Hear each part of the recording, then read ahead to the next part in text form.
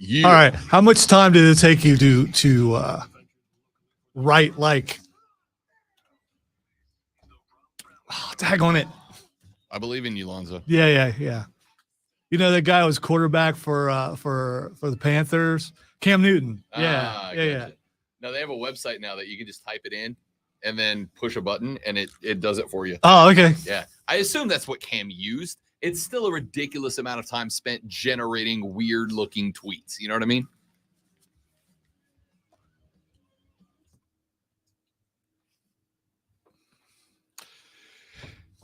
Let's get it.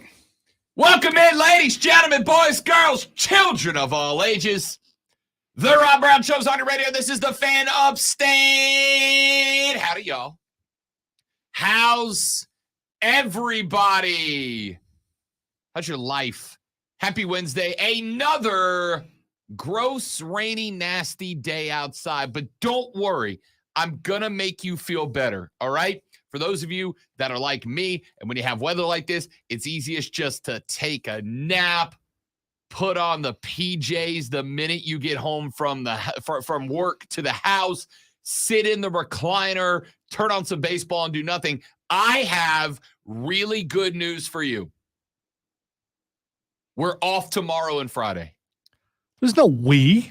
You're off tomorrow and Friday. What do you mean? Aren't we all? We're not all off tomorrow and Friday? No, just you. I think you need to dispel a rumor. Because we heard from the DA show that someone's leaving, and suddenly you go out of town. You're not going anywhere, right? I mean, you're going somewhere, but you might actually be in the vicinity of something, and so people see you might be somewhere, and then suddenly, This I am not going to take over Mraz's position on the DA okay, show, if that's what you're asking. All right, I'm just curious. Although I do have to tell you, for those of you who don't follow my personal life on a day-to-day schedule, first off, you should. It's pretty awesome. Second off, I am leaving tomorrow bright and early. The fiancé and I are headed up to Stamford, Connecticut. That is with an M, not an N, to Stamford, Connecticut. Her best friend is getting hitched on Saturday. And while they are not having a bridal party per se, it's her BFF. So she's obviously super involved in the wedding. So we're going up tomorrow, and Friday and Saturday during the day, she has stuff with the bride, with her best friend as she gets set for the wedding. So last night when I was packing my stuff, because I packed early, not because I'm prepared in my life, but because the Greenville Triumph have a home match tonight, and I'd rather be there than packing. What the heck is going on? Now that might make the rumor a little more true. You don't pack unless you're going for business. No. We're gone for Thursday, Friday, Saturday, and all day Sunday. We're there for 4 whole days, basically, because we leave tomorrow at like 6 a.m., and we don't leave Connecticut till like 8 p.m. on Sunday to come back. We get back at like midnight. So I'm there for 4 full days. I got to pack. And I decided to do it last night so that I could go to the Triumph game tonight, because I am a sports guy. Just one sports, but a sports guy nonetheless. Anyway, when I was packing last night, because I'm a child, I'm like, hey, what do I need to pack, right? I need you to tell me what I need for each part of each day. Wait. You ask her what you need to pack, or because you said, I want you to tell me, as if you were talking. Okay. More along the lines of like, okay, some people do a rehearsal dinner and it's like very nice and formal. Some people do rehearsal. I did my buddy Tim, who I did his wedding a year and a half ago. His rehearsal dinner was at a brewery. It was like jeans and a t-shirt. They didn't care, right? So I just need to know like how cash versus how formal are each of these events. So like there is a rehearsal dinner on Friday night that we are going to. Well, I would have packed for that, like dress slacks, a dress shirt, and a blazer. She goes, it's in a brewery, dude. Jeans and a polo and your boots will be fine. All right, great. I hope she called you dude. I mean, because she did not call me dude. Oh. She doesn't call me dude. So I'm putting all this together, and I go, what are we doing Friday during the day. And she said, well, all the girls have a nail appointment at like 11.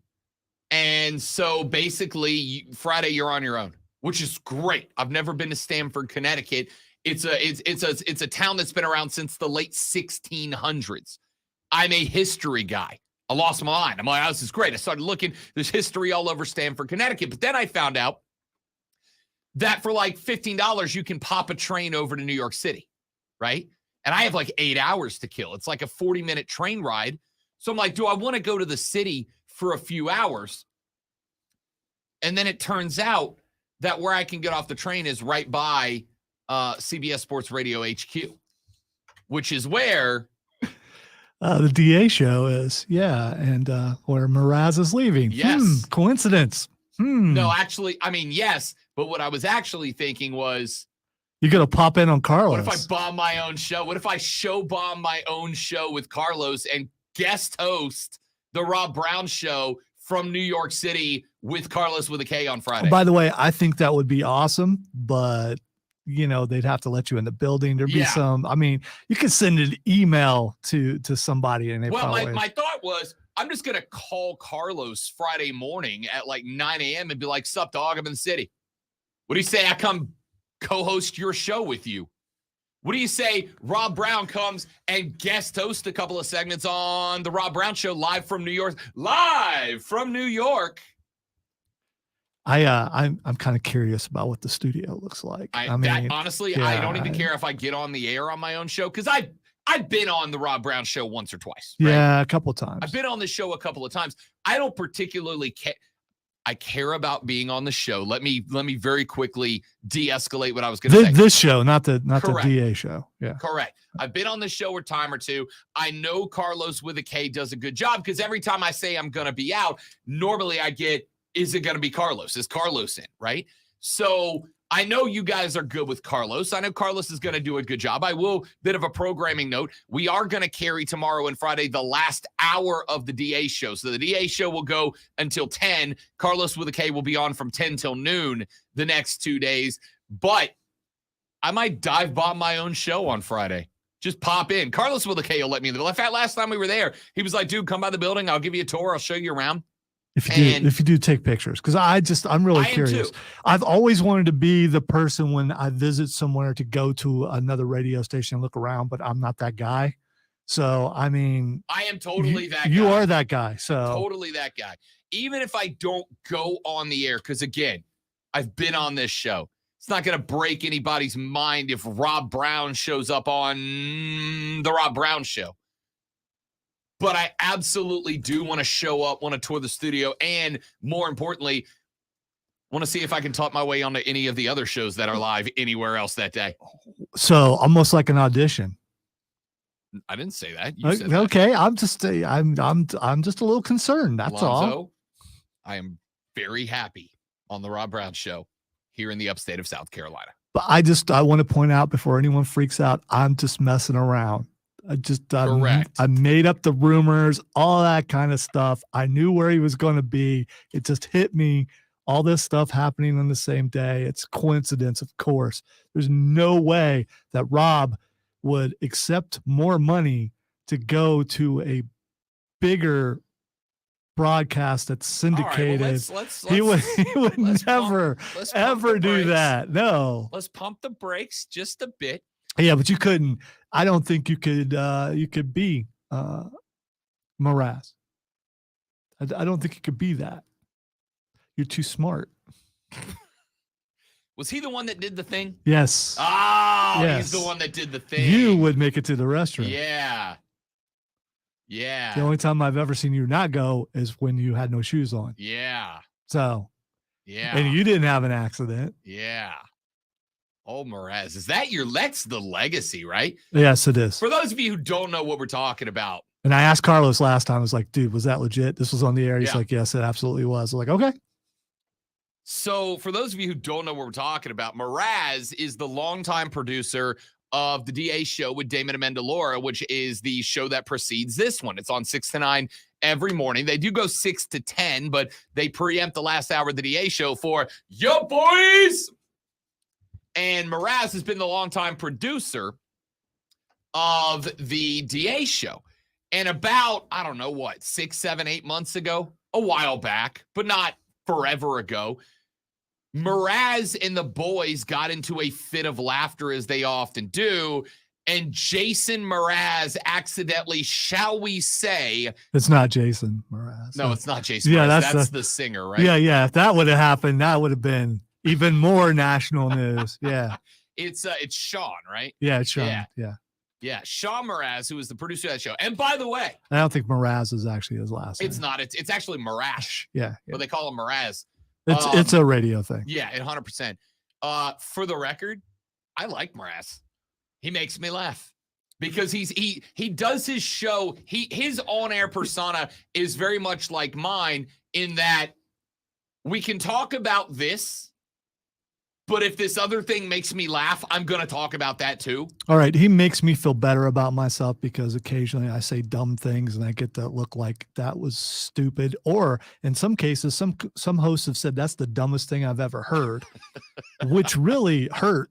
And my response is always, so far. Yeah, so far. Yeah. But, you hear someone like that and go, that thing I said the other day where I thought that running back was on the Panthers and he wasn't, not so bad. Yeah. Not so bad. Well, for the record, the reason I talk about Mraz is that Mraz, how do you say this in the rated G way that this show is, soiled himself live on the air while laughing at a gimmick that they were doing.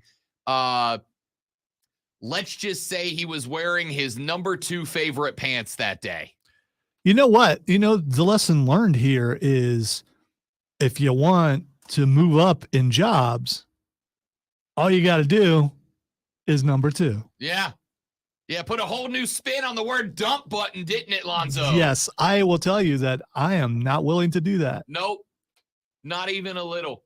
Not even a little. Anyway, they announced he's moving up to WFAN, which is the big stick in New York City. So he's leaving the DA show to go, which is a huge opportunity. And is that where Carton was? Yes. But So, he's not moving in that spot. I just wondered if they're shuffling or anything. They are a little bit. They're moving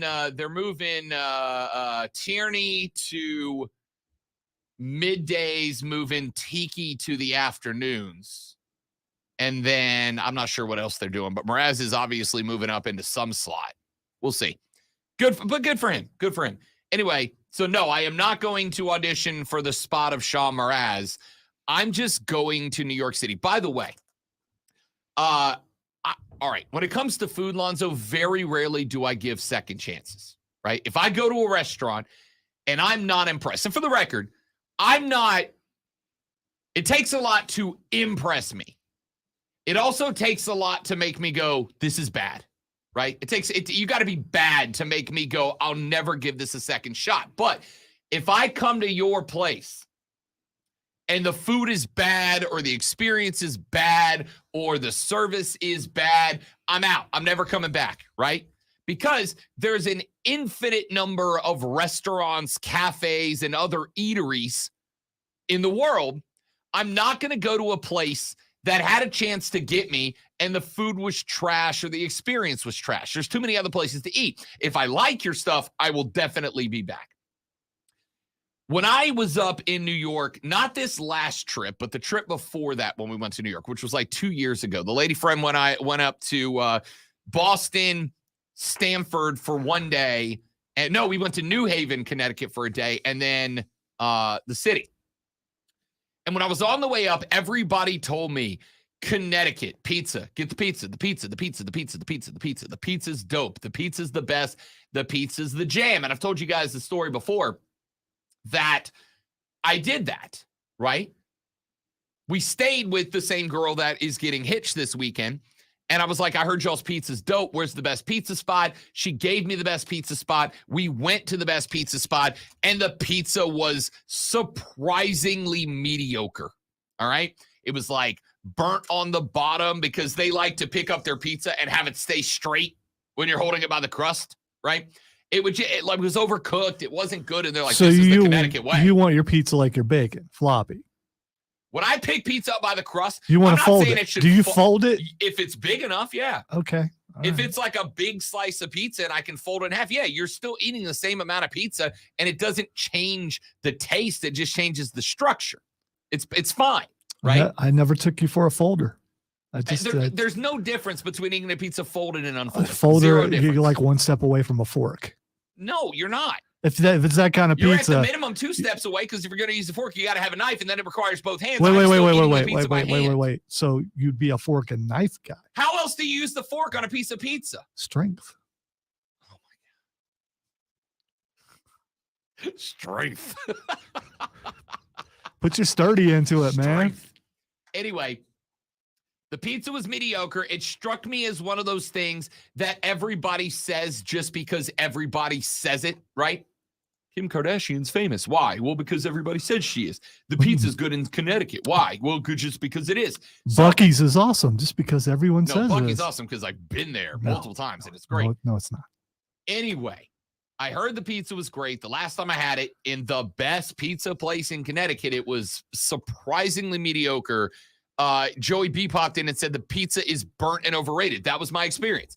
They burn the pizza and they're like, this is our way of doing it. Well, your way of doing it's bad and you should feel bad. But you're willing to give it another shot, thinking maybe it was just a bad Maybe day I had for a those bad day. people. That's it. Maybe I had a bad day. Everyone has a bad day, and you Yep. just happen to be there on that day. Yep. So here's the plan. On Friday, the lady friend has a couple of things to do. So I have a decision to make. Do I pop the train over to New York City, where I've been, in fairness, twice in the last year and a half? Do I pop the train to NYC and spend the day gallivanting around the city? Or do I stay in Stamford and do a tour de pizza and see if I can find the pizza that everybody tells me is the way to go? What's the right way to play this? Go to New York, man. Crash your own show. That just sounds That cool. does sound good. Yeah. That does sound good. Yeah.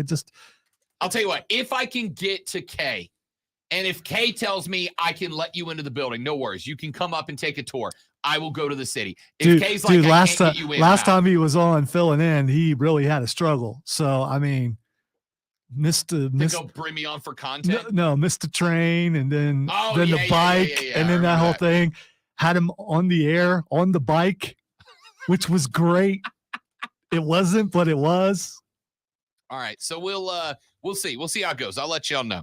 All right, let's take a break. Ladies and gentlemen, I got a bunch of things that I want to get to on the radio broadcast today. The show outline is filled up, and we are going to get through it as we move on. Coming up in the very next segment of the radio broadcast, Gen Z. Is that the generation after me or after that?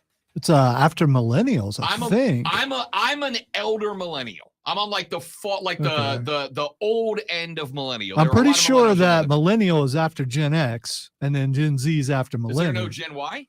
I don't know. Did we skip Gen Y? We got a break. We'll look it up. All right. When we come back, Gen Z is falling out of love with sports. Less are watching and less frequently, and I'm going to tell you why that's a good thing for sports. That's next on the Rob Brown Show in the Fan Upstate.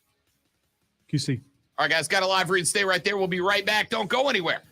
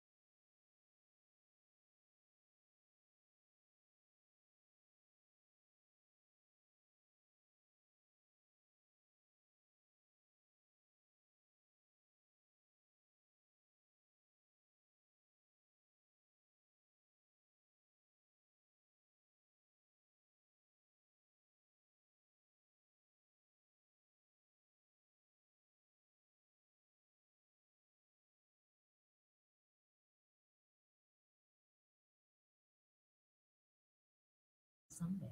A meteorologist, Jennifer Richards-Town, fair upstate, currently at 66. Are you tired of sipping on boring, clean-shaven beers? Looking for a brew that's as bold as your beard? Well, look no further, folks. Introducing Rise Guys P1 Lager, the best beer on the planet. Rise Guys P1 Lager is crafted by a team of dedicated beer enthusiasts at Steel Hands Brewing. These guys know that a beard is not just a fashion statement; it's a symbol of greatness, a proclamation of the most refined taste buds. I can't get it out of my head. Rob sitting at a pizza place with a knife and a fork. You don't just say you've got to have a knife with the fork unless you've used the knife and the fork on said food. I'm just saying. I'm just saying.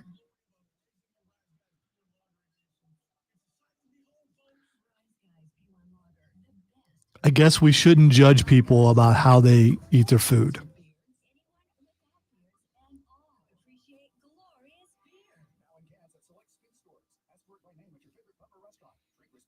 Hey, this is Mark Ryan with Offsides. Come celebrate our 1000th show here at the Fan Upstate. We'll be live at Ingles Markets, 8004 Warren Abernathy Highway in Spartanburg this Wednesday, 3 to 7.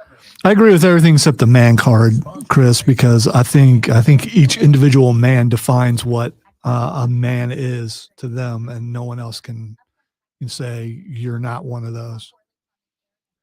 But it's definitely a problem if you're eating pizza with a knife and a fork. I guess I am kind of being judgmental.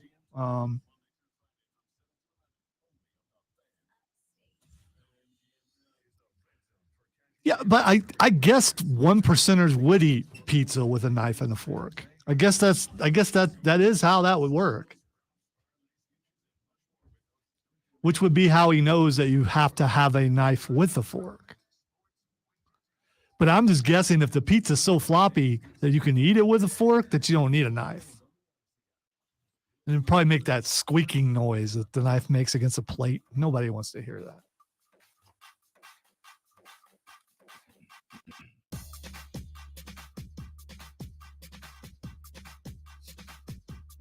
Spartanburg J just texted the show, said, Rob Alonso, do you get these texts like Mark does in the afternoon? If so, great show. Thank you, Jay. Appreciate that, buddy. We do get those texts. Sure do. Just like that. We read them on the air.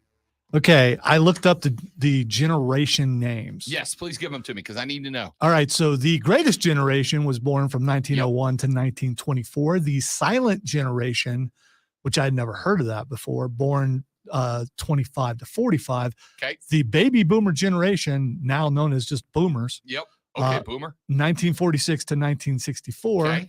Gen X, 65 to 79. Okay. Millennials, 80 to 94. Okay, that's me. Gen Z, 95 to 2012. And here's where I have a problem. We skipped Y. There is no Y. The next thing is Gen Alpha. And we skipped Z.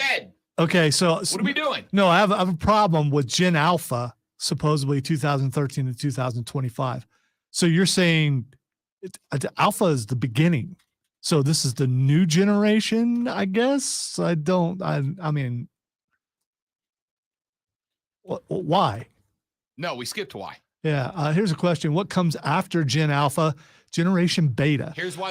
Here's why. Who makes this stuff up? Here's why.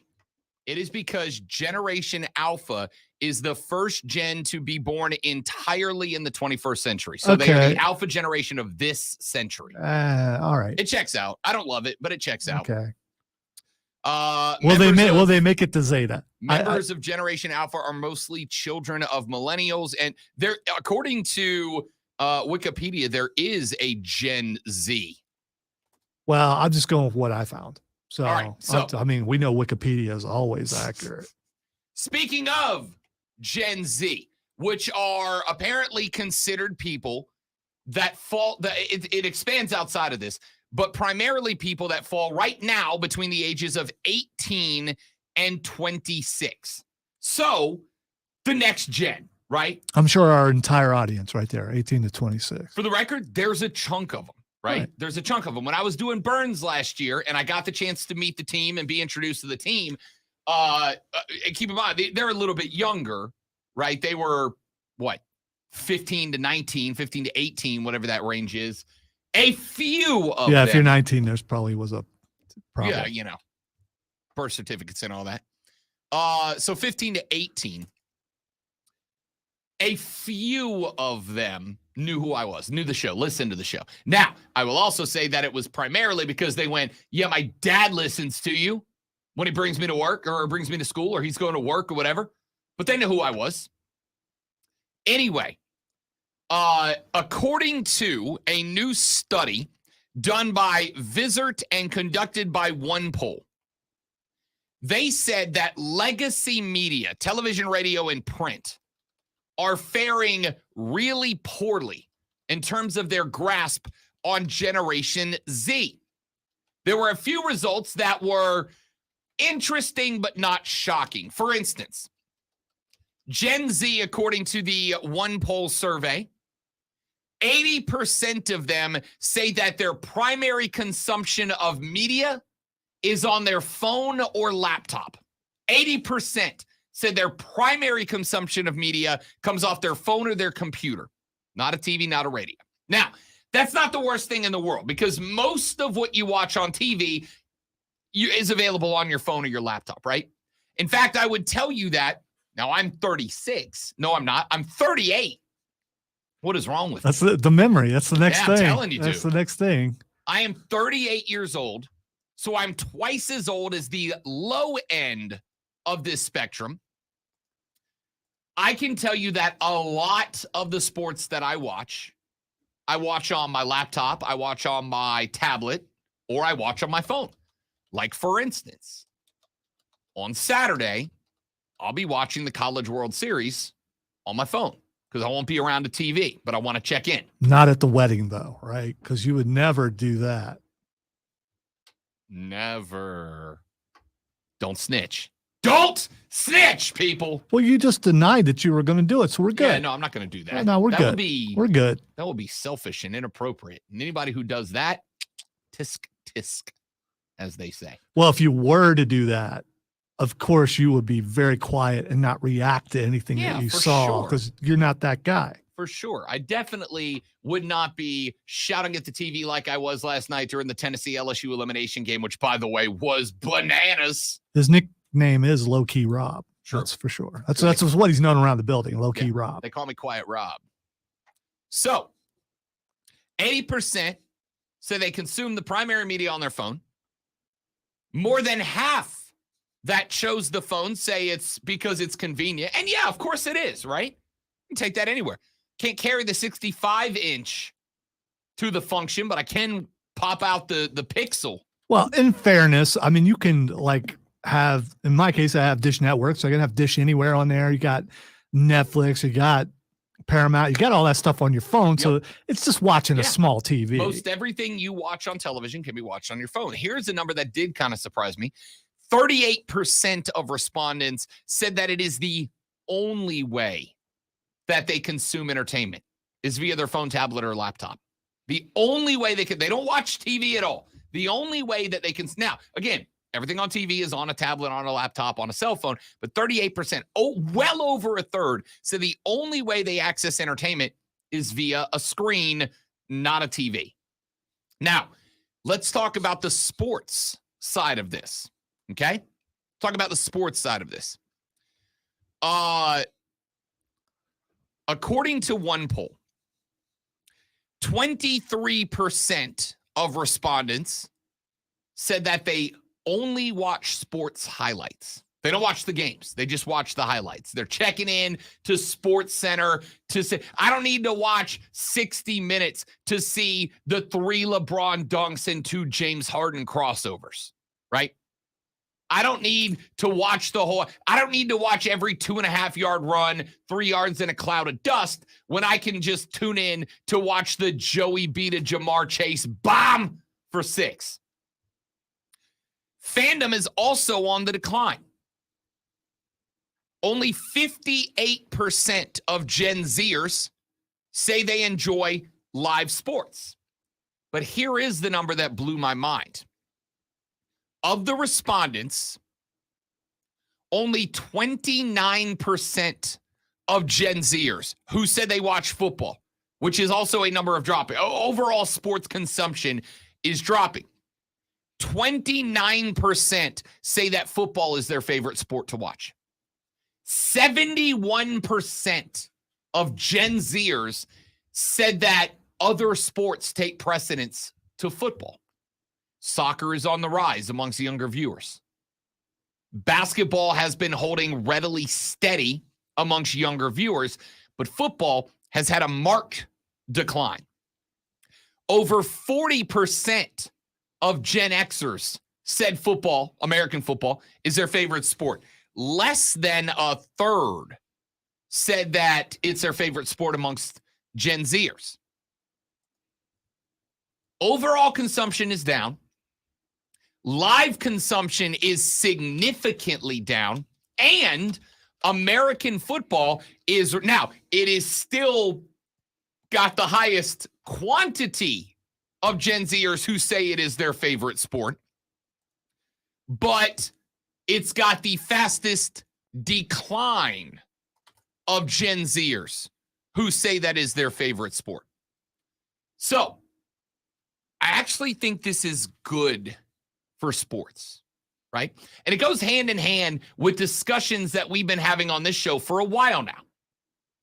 And the discussions we've been having on this show for a while now is that ownership of sports, to me, has gotten largely worse. It's gotten largely worse, right? And there's a reason behind that. It is because the overall valuation of sports teams, predominantly professional, has skyrocketed even if you're bad, right? The Washington Commanders just sold for billions of dollars with a B. $6.05 billion Dan Snyder's getting out of this deal. When's the last time the Washington Commanders were relevant? Anybody? As Commanders? Never. Never. As the football team, never. Well, back when John Riggins played. They weren't called the Washington football team. Right. That was back when they were the other name. Yeah, and they had the hogs on the line. Yeah. And all that stuff. Yeah. Yeah. The last time the Washington team that plays football was relevant was so long ago that Gen Zers don't know who the hell Lonzo's talking about right now. They weren't alive, Yeah. probably. Yeah. So ownership in professional sports has gotten worse. There are still good owners, right? There are still a few that are 100% committed. Mark Cuban is in that list. There's a few. But for the most part, it seems that most ownership is more than happy to host a mediocre team. Hey, if we win a championship, great. But at the end of the day, as I've told you many times, the primary reason or the primary source of income for professional teams is what? Television contracts, right? That's why the NFL is taking billions of dollars and wrecking the schedule to let Apple TV have Thursday night football games. It ain't because any of us asked for Thursday night football games exclusively on Apple TV. It's because Apple TV asked for exclusive Thursday night rights and are willing to fork over billions with a B of dollars. Where does that money go? To the teams, to the owners, to their pockets, right? So I think that we've kind of hit this part in history where ownership is less invested with their team's success than they ever have been, because at the end of the day, if you go 1-16 in the NFL, you're going to get a very similar end of the season payout to the team that goes 16-1. And on top of that, when and if you ever decide that you are going to fall out and sell the team, the values of these teams has skyrocketed through the roof. Dan Snyder has tanked the Washington Commanders, and he just got $6.05 billion for it. John Fisher, owner of the Oakland Athletics, has tanked the Oakland Athletics as a whole, right? The best two players for the Athletics are now Atlanta Braves in Olsen and Murphy. He tanked the A's. He made them bad. They are playing with a minor league roster in a stadium that is boat quality. And what is the punishment for John Fisher for doing that? What is the punishment on John Fisher that he has to suffer, he has to go through for tanking a team and intentionally making them bad? What does he get as a punishment? Permission from the league to uproot the team and move them to maybe the most lucrative, untapped sports market in the United States of America. He gets to go to Vegas, a place that the current Stanley Cup champions are playing their home hockey games in. And by the way, routinely and emphatically in front of sold-out crowds every home game. The punishment for John Fisher for tanking the Oakland A's is he gets to uproot that team to take them away from fan bases that have been watching them since what? The 50s? The 1950s? And go to a lucrative market where he's going to make more money. That's the punishment. Here's the thing. If Gen Z is watching sports less than any generation ever, if Gen Z is backing off of sports, is only taking in highlights, they are not watching these games live like every other generation, what does that mean for the television revenue contracts? It means at some point, they're going to hit a cap, right? At some point, Apple TV, NBC, Fox, ESPN, ABC, they're going to look at these leagues and they're going to go, dudes, we're not going to pay you more money because your audience is capped. You're not gaining more numbers. Your numbers, your ratings are not going up. They are what they are. So as long as your ratings are X, we are going to pay you the same as we've been paying you for that number, which is why you can't go any further with this revenue, in which case, the only way that they're going to be able to make sure they're selling more away from the TV revenues is what? By fielding competitive teams, by being good, by winning championships, by being visible. Because here's the thing. If only 60% or less of Gen Zers are watching sports, and of that number, over a third of them are only watching highlights, what's the only way to get your team in front of those viewers?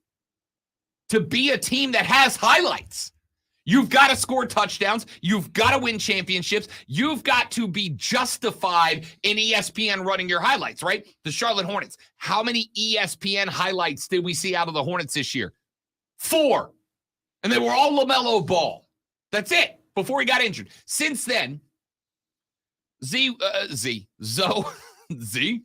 we have this TV on, the highlight shows every morning when we come in. Can you think about the last time you saw the Charlotte Hornets except Michael Jordan selling the team? No. And I can't either, right? Because they've been bad. Is it possible that they're counting on when this generation gets older that they will go back to watching sports? Because I found sports early on as I was younger. I would just watch the highlights. I didn't care about any of that. And then as I got older, I got more into watching full games. Is it possible that that's what they're counting on? It is absolutely possible, but they're going to bump up into a problem that I don't think they've ever had to deal with before. And that problem is this: variety, options, right? Gen Z has more options for entertainment in this than you and I had in our entire collective lives. I got to say, I spend a lot more time than I ever thought I would just watching YouTube. Yeah. Just flipping through, finding 100%. it because it's something that lasts, 10 to 15 minutes and at the most. Everything you can think of has YouTube documentaries about it. Everything, right? Yesterday, I went down an hour and 10 minutes of Titanic dive documentaries, right? Because of #OceanGate. And yeah, we are going to talk about that later. It's my Friday. Shut up. And see, and I spend a majority of the time looking at Diablo 4 builds. Sure. So, I mean, because I've already Absolutely. beat the game, I want to see what some other builds Yeah. are like and things like that. Video game stuff, tech stuff. I have taught myself woodworking and carpentry via YouTube. And as we pointed out, I think it was last week, if you want to know how to do something you don't know how to do, YouTube. you go to YouTube to find it, And that because is- someone's got a video up there showing you how to do it. Yeah. And that is 10% of what's available. I can pop onto my phone right now. I've got I'm guessing, but I've probably got 4 streaming services on my phone right now that run the gauntlet of entertainment. If there's even a second I go, I'm not really in the mood for sports right now, I can go to Peacock and watch 1 billion shows. I can go to Hulu and watch 1 billion shows. I can go to Netflix and watch 1 billion movies. And Netflix is putting 97 movies a minute up on their service. I can go to YouTube. I can go to the Khan Academy. The Khan Academy is one of my favorite apps. It is literally free college courses about anything you want. Anything you want.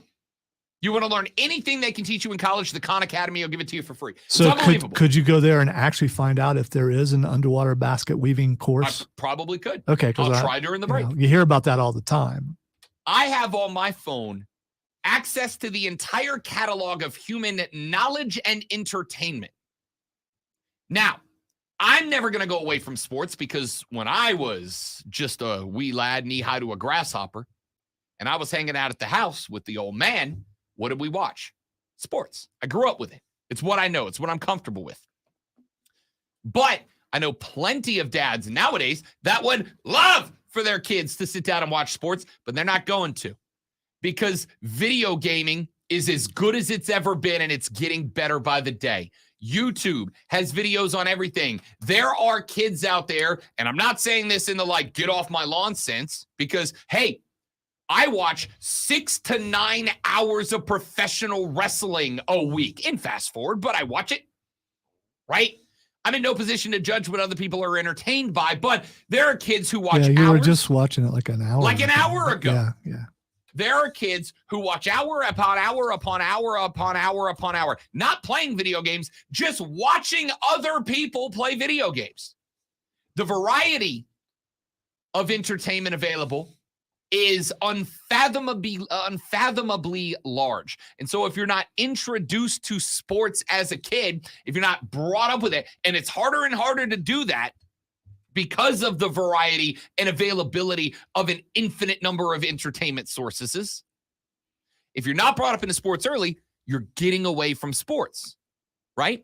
So the audience is understandably and logically going down by the year.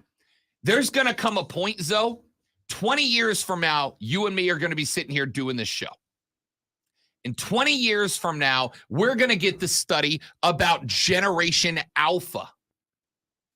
And the study is going to say the same thing. Gen Alpha is consuming less sports than ever before.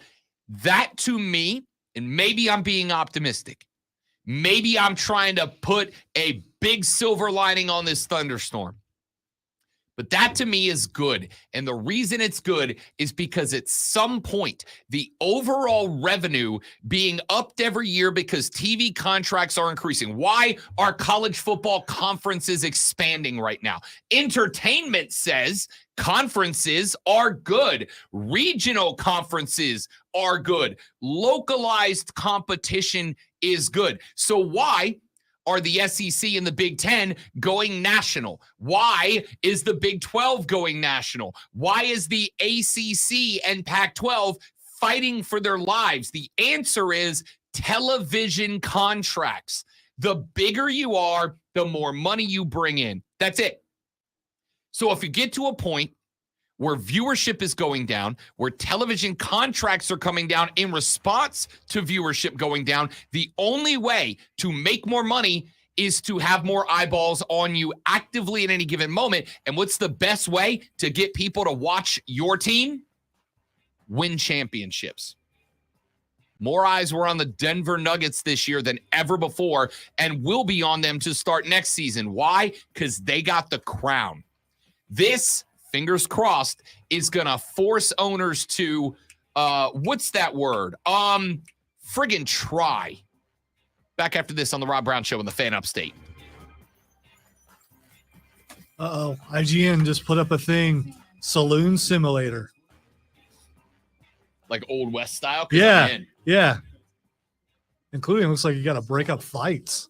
I don't want to break up fights. I want to be in the fights. Oh. Wait. I'm gonna send this to you. You gotta see this. I gotta Dude, go rush it, done. but- Let's do But it. you gotta see this. I don't want to spoil. Spoil away. No, I don't want to spoil the thing I just saw. You need to see it live. As you were talking about doing All the bouncer. right, guys. I'll be back in 30 seconds, and then I got a question for y'all. Don't go anywhere.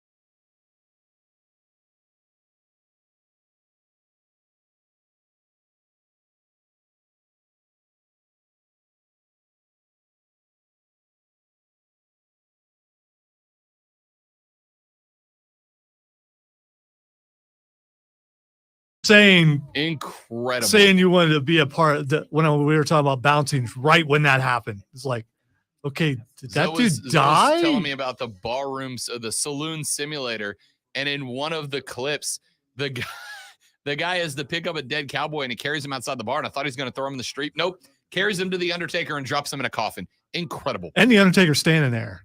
Yeah. The creepy looking guy that you see in Incredible. every Western. All right. Sincere question for you guys. I'm not asking this to be sarcastic. I'm asking this because of questions about the show. Was that segment at all entertaining, enlightening? Like, what would you describe that set? Was it boring? You will not hurt my feelings with your answer, right? If it's boring, tell me that it was boring. If it was entertaining, tell me it was entertaining. Was that segment at all interesting, entertaining, enlightening, informational? Like, if I asked you to describe that segment, how would you describe it? Would you want more or less segments like we just did? Not the saloon simulator, the last radio segment, the segment about Gen Z audiences and all that. Is that something you would want more of, less of? Would you rather us talk about college football, spring football? Like, what would you rather, or was that segment something you're interested in? That is a genuine and sincere question.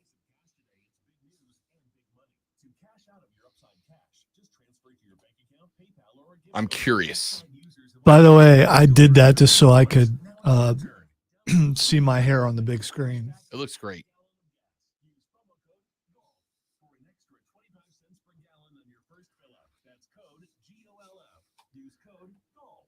All right, got to get that IGN thing off my screen because I just keep looking at it.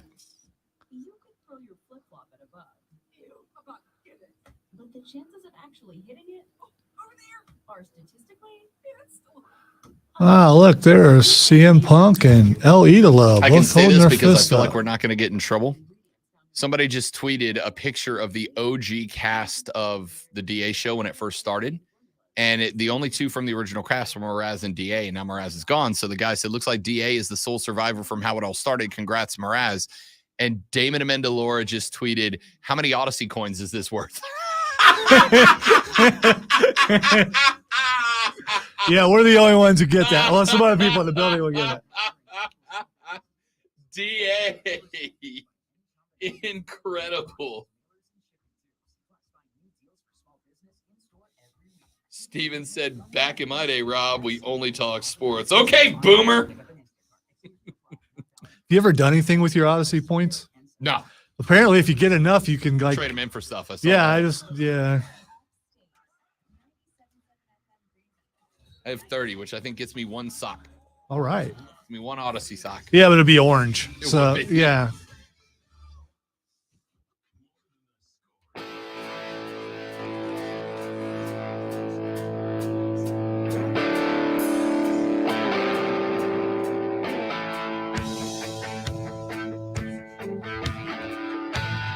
All right. So I asked the stream, and I'll ask on air. I wasn't going to, but I might as well, since I'm going to tell you what it is. I asked the stream that last segment about numbers and audience and my thoughts on what this means for sports and the direction it's going in, et cetera, et cetera, et cetera. My question is, was that at all something you're interested in? Was it entertaining? If it was boring, tell me it was boring. If you think it's inconsequential, tell me it was inconsequential. If it was enlightening, tell me it was enlightening. If it was at all interesting, boring, whatever, however you would describe it, text me 71307. Start your text with FAN, F-A-N, FAN, F-A-N, predominantly because I'm curious if those types of segments are what you guys as an audience are interested in. Yes, I was interested in those numbers when I found them. But what I want on the show is like 10% of what goes on the show. What you guys want on the show is what's important. That's what matters, right?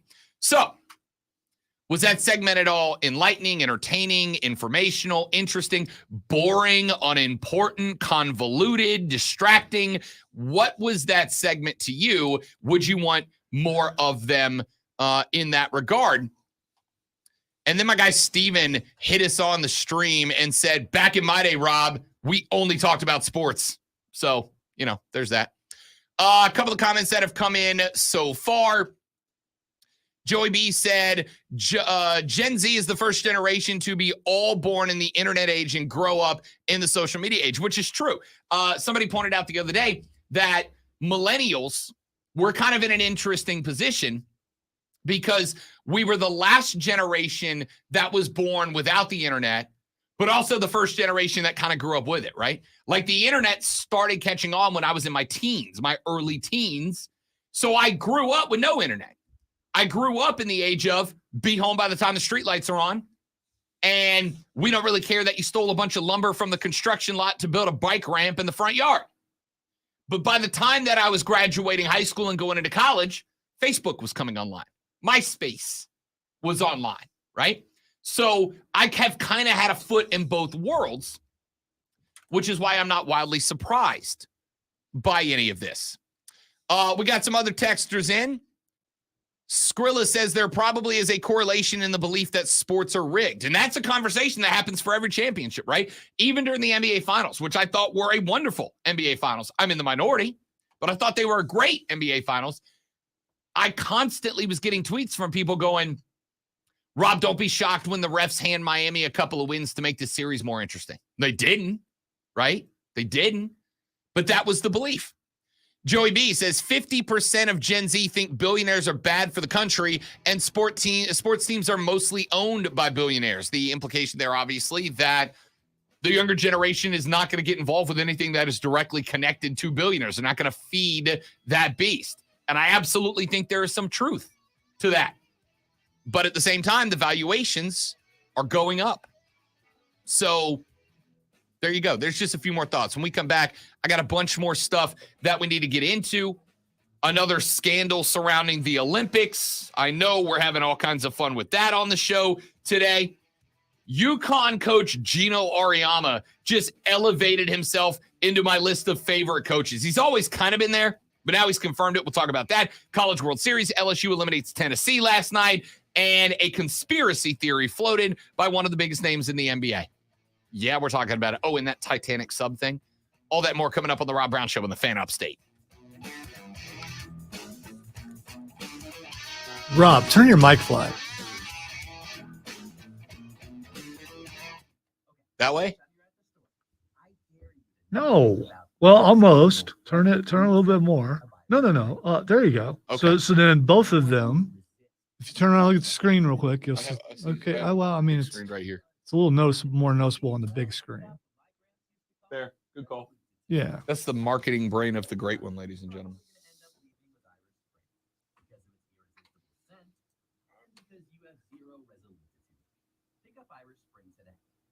Introducing My Plan from Verizon. With My Plan, you pick only the perks you want and save on every one. So you get exactly what you want and only pay for what So if you turn your mic flag upside down, is it the same as turning the American flag upside down? If the show's going bad. Yes. Please send help. If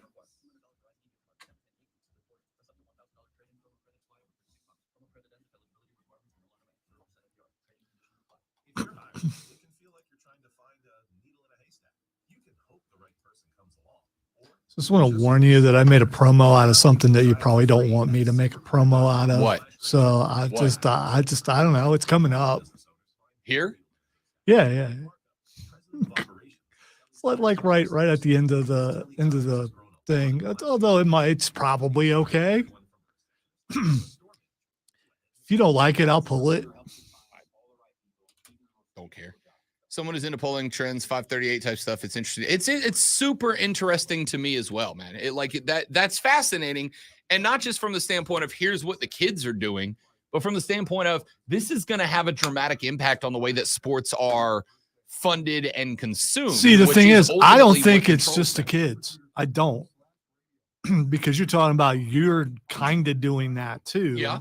I mean, I think everyone.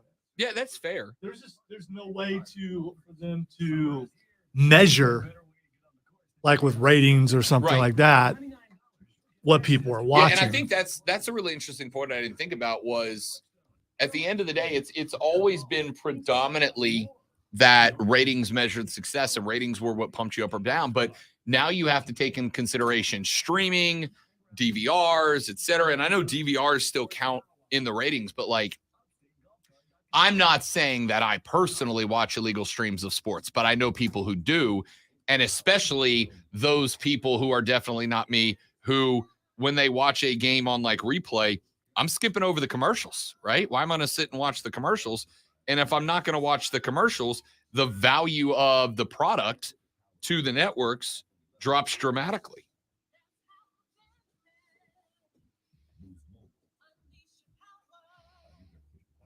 Well, like on YouTube, unless you have YouTube TV, I guess you can skip past commercials on that. Where I don't have that, I'm still having to watch some commercials. They're like 15 seconds, but they're still commercials. And on YouTube, like if they give you a commercial that's 15 seconds or longer, you got to watch 5 seconds and you can skip it. Yeah. Which again, what do you like?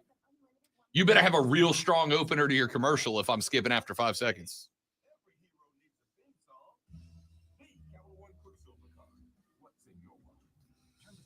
Also, Secret Invasion dropped,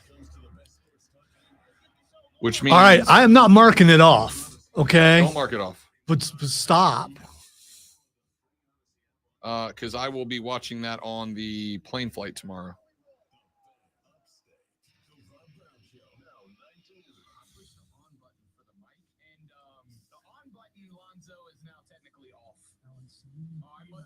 I would have much preferred that we text him and not put this into the corporate. Well, if you send an email and engineering fixes it, it looks good on engineering because then that email goes to everyone. They Yeah, go, but yeah, engineering came and fixed something. So when you get those whiners down the hall who always complain that engineering never does anything for them, then you counter it with these positive things. I'm trying to look out for my guys. I would have been much happier to let them come Section fix it. engineering, Rob broke something else. I need you all to know, Captain America, Chris Evans down the hall just fixed the on button for the mic. And Lonzo, because he's Chris, he installed the button upside down. So now it says no. Same great show, new time. The Rob Brown Show. Now 9 to noon, only on the Fan. Upstate. I'm such an idiot. I love it. I say it's. I'm But such my an favorite idiot. part is while I'm talking, you keep trying to, yeah, but don't, no, wait, but in the background, it's just hilarious. I agree. Gabe was in first break. Gable's in the first break. So should I pull the promo? Are you Nope. okay with it? Because, Nope. you know, it's just Listen, all about endearing us to I'm engineering. 100% fine with looking like an idiot publicly. Again, it's what got me my career. By the way, I wasn't going to pull it. I just was Okay, pretending. Does Lonzo secret? No, it's not a secret. Does Lonzo publicly enjoy creating promos that make me look like not only a tornado of destruction, but an idiot on top of it? The answer is yes. Do I have a problem with it? No, because A, I am an idiot. B, I am an agent of destruction. And C, it's got me this career. So I feel like we're doing okay. I would say if I've put promos together making fun of myself just as much. Remember the Q-tip one that I did not want to put that on there, but I left that on there for a long time, and I got rid of it. If it's funny, it's funny. If it's funny, it's funny. Yeah, I mean, That is, ladies and gentlemen. we don't take ourselves that seriously. So, some other people might, but we don't. Nope, never have. I wouldn't be here if I did, kids. That's just a fact. You know why? Because we have fun. Texter said, fan, our year 2000 babies considered Gen Z because we don't agree with a lot of the stuff being pushed in today's world. I mean, cool. Like, respectfully, that sounds like a conversation for a different station. I'm just asking about sports, right? And again, you don't have to be okay with what the other entertainment varieties are, but they're out there, they're available, and a lot of people are, right? A lot of people are. And I kind of go back to, I don't mean to say this in any kind of way, though some of you are going to take it that way. When you say stuff like that, instantly in my head, as an uber dork, my immediate reaction is, Satanic Panic, right? Back when D&D and Judas Priest is putting messages in their music when they play it backwards, none of which was true. But the backmasking is a real thing. Have you ever? It is a real thing, but all of those things that started the backmasking became a thing because once the people of the Judas Priest era freaked out about it. And by the way, I read this because again, uber dork. Well, the Beatles did it first. If you listen to it, it says no, they didn't. They did. No, they didn't, and I know that they didn't. Oh yeah, they did. They didn't, and I know they didn't because at one point Judas Priest was accused of this. And they got a song that they were accused of backtracking. They actually went to court to sue somebody for libel for claiming that they were putting like demonic messages in their music. And they brought the master track, like the recording, the OG recording, and they broke it down track by track, all of it entirely without editing it. And we're like, tell us where it is and we'll take it out. And nobody could prove it. But again, this is one of those things that it's hard to argue against because you go, okay, you didn't do it in that song, but what about that song? All right, so as far as backmasking goes, I know how to do it. Sure. I just taught how to do it in engineering, in recording school. Right. And the Beatles did do it. I can prove it to you later. Okay. Then you and I after the show will talk about you know who else did it? Prince did it. I'm sure. I can prove that. But these guys did it on purpose at the end. But again, there's a difference between doing it versus Judas Priest is influencing our kids to worship Satan with it. Well, you can. Right? You know who else did it? The Eagles. Sure. Again. No. The Hotel California claim also has been debunked repeatedly because that's the one the Eagles are alleged to have done it, and it's been debunked previous times. I've heard it reversed. I'm sure you have. Yeah. And like ghost videos on YouTube, if I tell you what you're gonna hear before you hear it, or tell you what you're gonna see before you see it, you will see or hear that thing, right? Anyway, blah blah blah. Not the point of the discussion. Yeah, but later we're gonna fight about this. Similar to when everybody was trying to tell you that playing D&D opened up portals to hell or whatever it was. Well, I got news. It doesn't. It never has. It was just something to scare people. It doesn't matter if you think D&D opens portals to hell, because at the end of the day, if people want to play D&D, they're gonna do it. If people want to listen to Judas Priest, it doesn't matter how you feel about it. When it does open a portal to hell, we go there and we kill stuff. It's what we do. Hellfire Club for life. So the point of this is it doesn't matter how you, especially if you're old like me, it doesn't matter how you feel about the entertainment the kids are taking in. It's there, it's available, they're taking it in, and they are not watching sports in place of it. Now, you're going to hear a lot of people that are going to talk about this story, and they're going to go, oh, what's wrong with these kids? What's wrong with these kids? I'm not. I'm actually optimistic about this because what it's going to do is it is going to force sports to be good. It's going to force sports to be great. Now, there is a potential negative aspect to that. If we get to the point that sports starts eliminating competitiveness in order to create highlights, right? Because if the kids are if over a third of Gen Zers who responded to the survey said that they only watch sport. They do watch it, but only the highlights of it. There's an exec somewhere that's going to go, well, then we need more highlights, right? We need more highlights. If they're only watching highlights. Yeah, you and how follow do the trends wherever they Right. go. That's how you do good business. Yeah. And how do you create highlights? You emphasize the offense, you take away defense, you open up the floor in basketball for more ridiculous dunks. You open up the backfield in the NFL for more 75-yard bombs. You open it up. And that could be negative, right? But not necessarily if it's done the right way. So we'll see. We'll talk more about it as we move forward. But I got a few other things I'm going to get to on the radio broadcast today. Gino Auriemma. I think we all agree that Gino Auriemma is a pretty good coach, right? Yeah, all right. He's accomplished a thing or 47 during his time at UConn. I like Gino Auriemma for a couple of reasons. Number one, despite him being a, shall we say, older coach, right? He's not from the new school. My dude is about to turn 70. He's not a new school coach. He's an old school coach. Gino Auriemma is a guy who constantly adapts. That's why UConn has been largely the most prominent women's basketball coach in all of America, right? I'm not talking just college, but I'm talking women's basketball. It's been Gino Auriemma. And there have been others. Pat Summitt has jumped up there or did jump up there before she was forced out, unfortunately, and early. Someone down the road is pretty good. Dawn. That's right. But I would say that with respect to Dawn, who I think is the best in the game right now, Gino has been there for how long now? A couple of decades, right? Dawn's been there for a few years, but my dude's been around for a while. Now you're seeing new names, Kim Mulkey, Muffet McGraw. These other women and guys that are coaching are starting to jump up into those ranks. But Gino has been, for decades now, the standard bearer for coaching women's basketball at any level.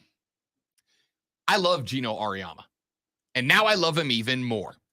Because Gino Auriemma was at a charity golf tournament a couple of days ago and was asked at his annual charity golf tournament about the much anticipated return of Paige Beckers, who is going to be fantastic if her knee can hold up.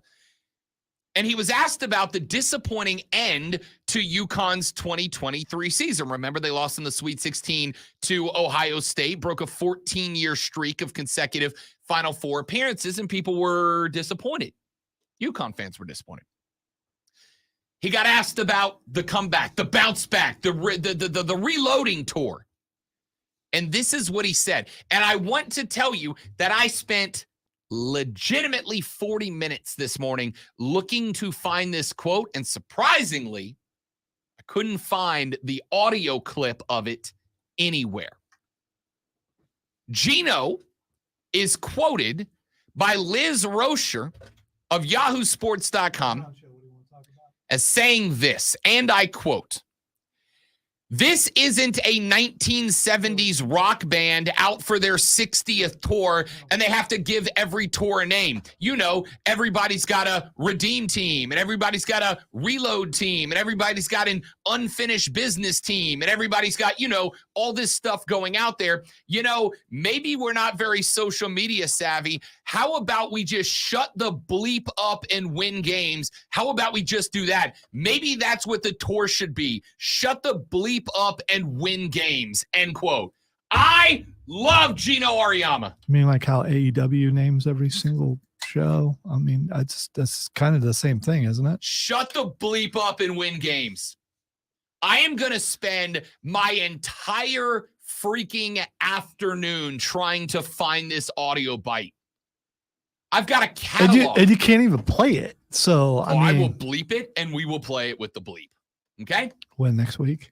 whenever I find it. I will come back on the air this afternoon to 7:01 when Offsides goes off the air. We might do Rob After Dark just so I can play this clip. You That's could, how much you I could love ask Carlos to find it. He does a lot of work like that. No, So I'm doing this clip.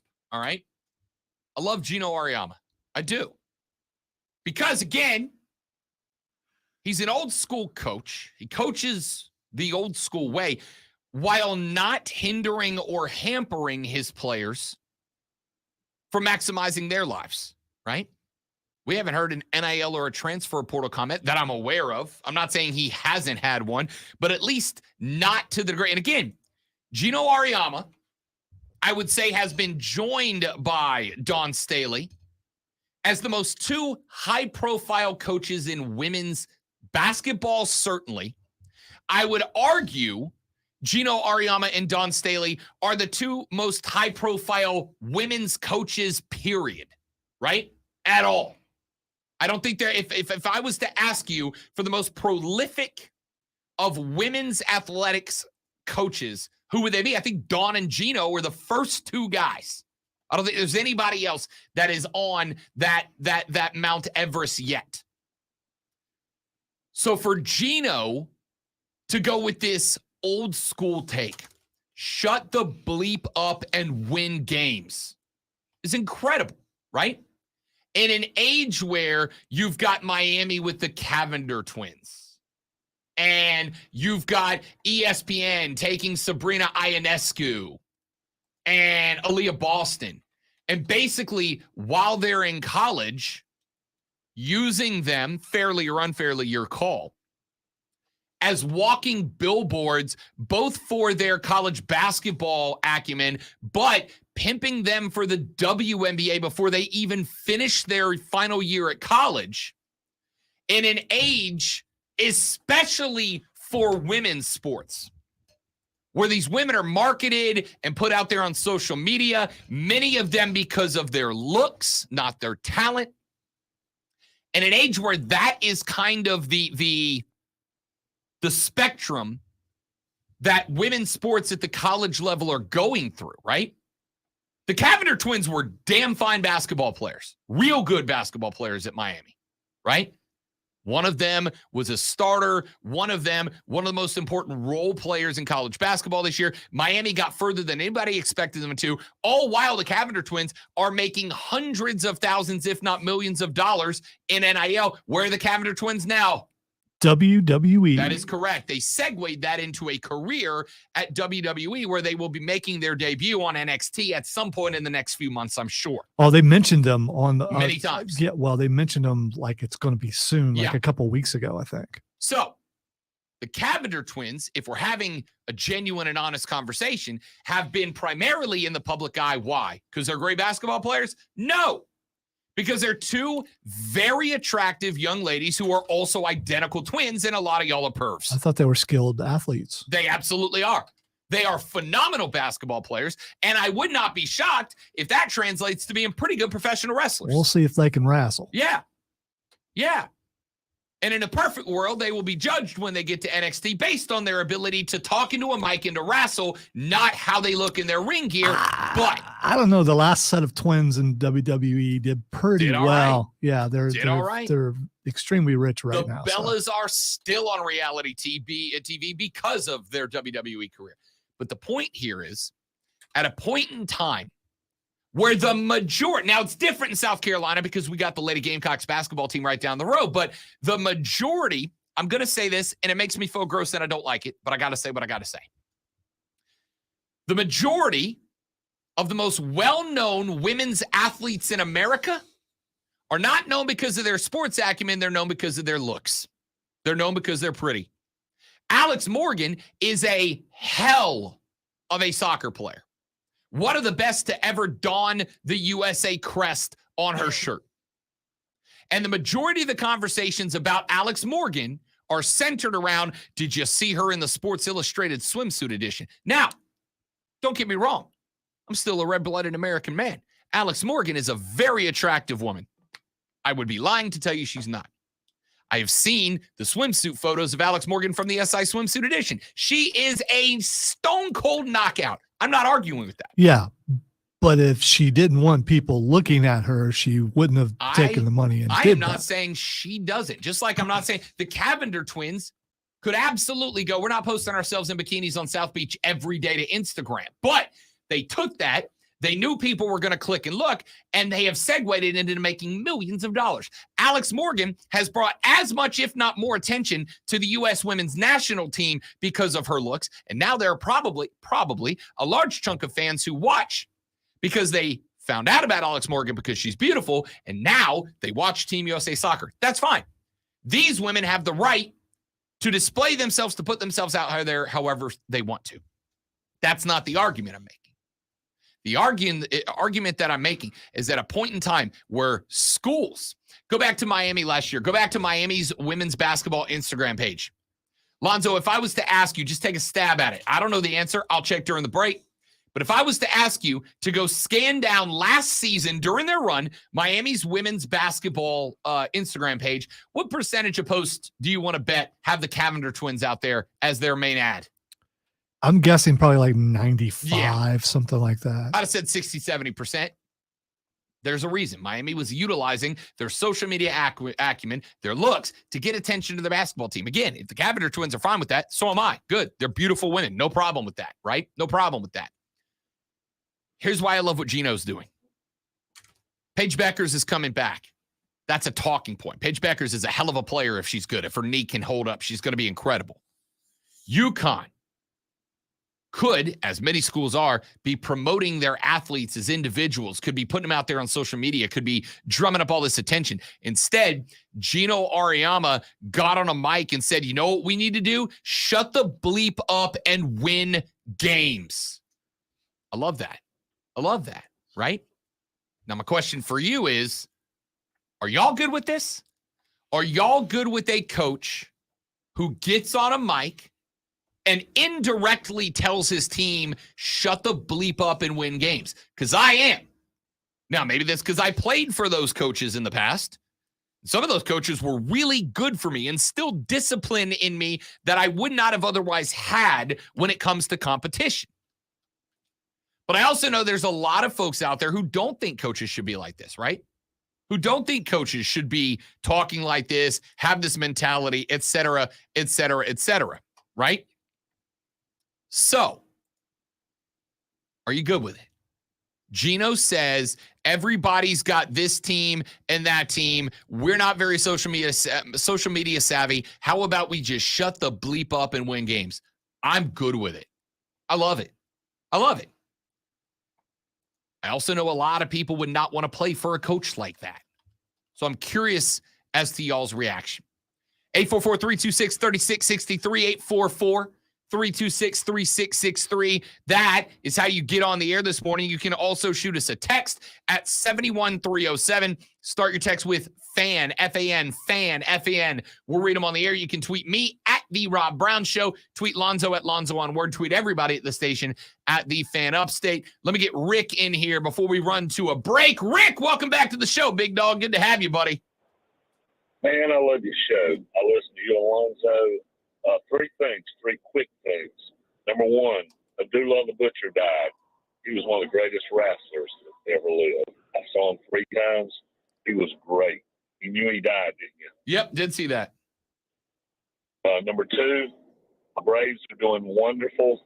Just keep it up. They have won. I think they've got the team beat this year.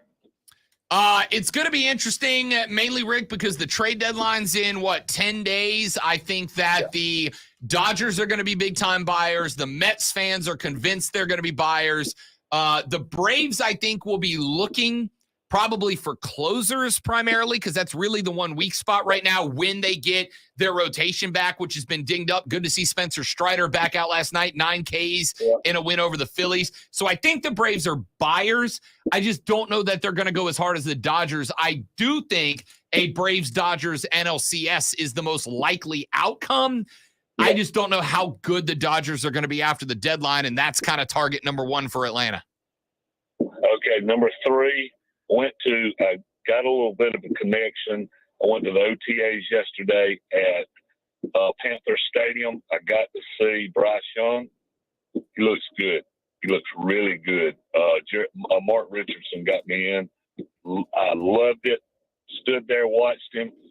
He's small, but he's got a great arm. Got a great arm, and from what I understand, he's got a real good head on his shoulders. We're going to talk about him later on in the show, Rick, because at this point, and I said this yesterday, and I'll say it again today, the only criticism I am seeing about BY is he's short, right? There's no criticism about accuracy. There's no criticism about velocity. There's no criticism about understanding, reading defense, etc. But I also have to point out, we're not in pads. It's not full speed. He's not got defensive linemen in his face at this point. The progress he's making seems to be ahead of the curve for a rookie in OTAs. But we have all seen those rookies who are great practice warriors, and the minute they get a Brian Burns breathing down their neck, they fall apart. So all I'll say is I'm very excited about getting the Panthers here to the Berg at the end of July to see them when they got gear on and what that looks like. He looked good. I'll leave it at that. He looked really good. They had one pass batted down, but that was because they were just holding up their hands. Sure. They wasn't rushing him. He looked good, though. Rick, appreciate it, buddy. Good to talk to you, my guy. Thanks for checking in. You're always welcome, as always, as are all of you, at 844-326-3663. Yeah, that's what I've seen the batted balls thing a lot over the last week and a half. He had one practice last week. He had like 4 balls batted down, and people are don't freak out. Keep in mind, D linemen are not in gear. O linemen are not in gear. They are not slamming into each other and recreating a game speed pass rush. So if you can't get back there and sack the quarterback, what's the next best thing if you're a D lineman? Get that hand up. Impact trajectory, knock the ball down. That's all they're doing right now. It is a lot different to try to jump up and hit a Mutombo swat on a BY pass when there's no shoulder pads on than it is when you got a 340-pound offensive lineman trying to put his face mask in your gut. See what I'm saying? Those hands come down real quick. Let's take a break. When we come back, I got a lot more to get to. It's my Friday, so we're going to have some fun on the way out. I'm Rob. He's Lonzo. You're you. It's the Rob Brown Show. It is the Fan Upstate. Gables. All right, guys, another live read. Stay right there. We'll be right back.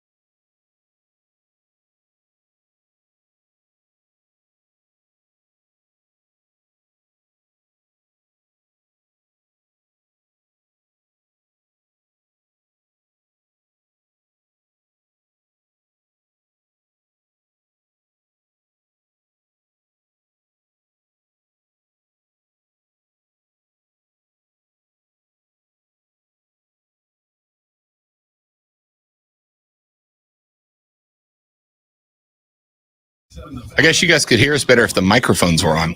Hey.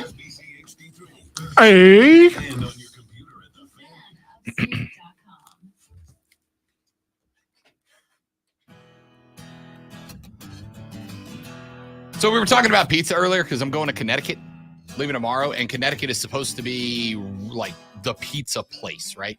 And I will tell you, I was in Connecticut for one day a year and a half or so ago. I tried it. It wasn't that good. All right. It was burnt. Like that's their thing is they overcook the pizza and they do that. And that's like their thing.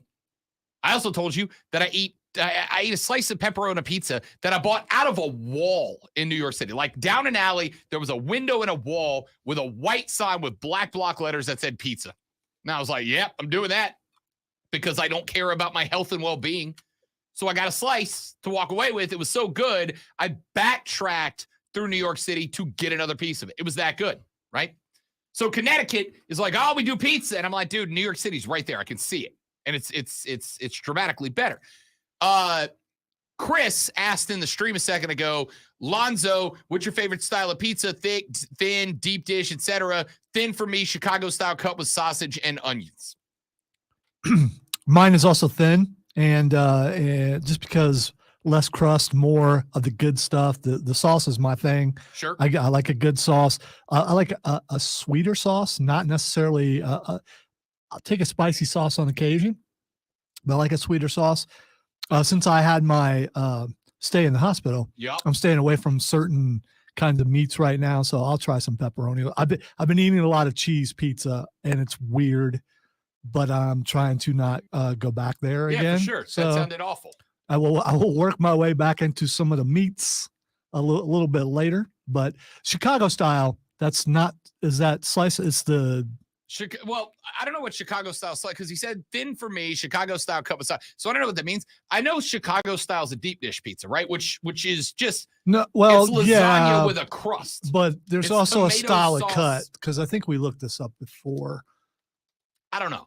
All right. Here's what I will say. I'm gonna break the show here for a second because right after that, Yes, Chicago style cut is the kind that I like. okay, Yes, it's smaller pieces. It's the cross. I It's got not. you. It's not the pie shape. It's Gotcha. the cross cut.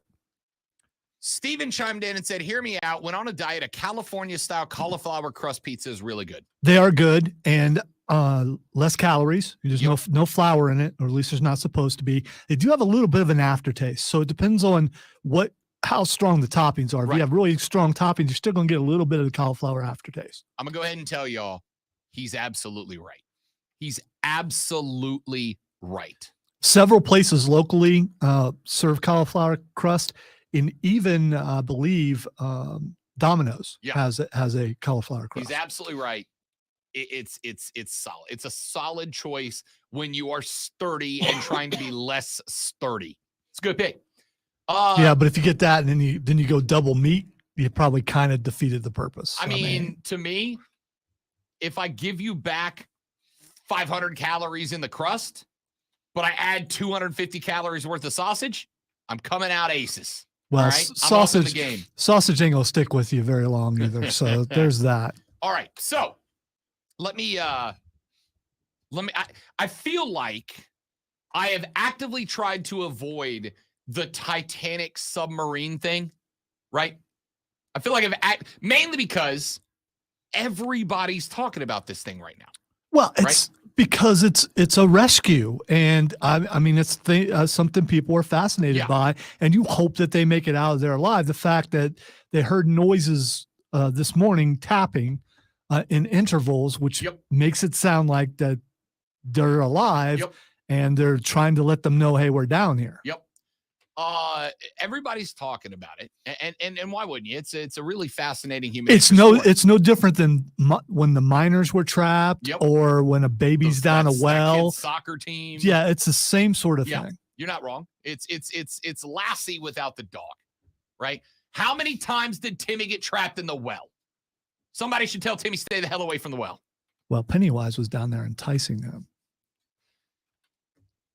I had a joke about floating. I'm not going to make it. All right. So this thing is really fascinating.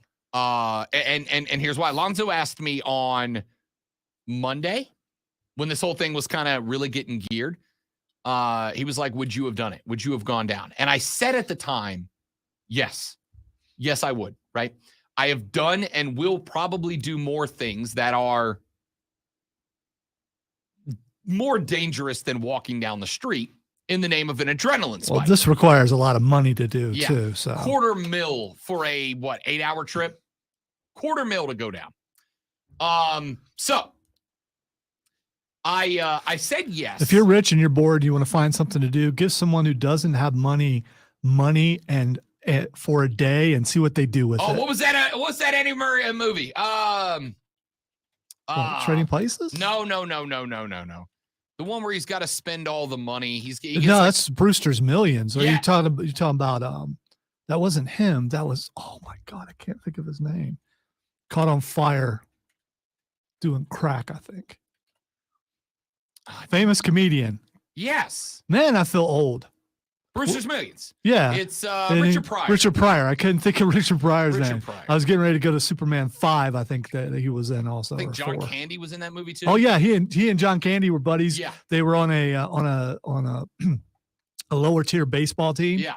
So the premise of the movie is he gets $300 million if he can spend $30 million in 30 days. And the rules are he can't give it to charity. He can't destroy it. He has to actually spend the money. And he can't have something. You can't just buy stuff. Right. He couldn't have anything. He'd have to have absolutely nothing. And by the way, this movie came out in 1985. So $30 million back then would be like $150 million today. It's quite possible. I wouldn't say it's easy, but it's quite possible. Anyway, blah, blah, blah. Point is, $250,000 to go down. And I said, absolutely, if somebody sponsored me to do that, I would absolutely do it. I would love to see the wreck of the Titanic in person. It's fascinating to me. The story's fascinating. The human stories from the ship are fascinating.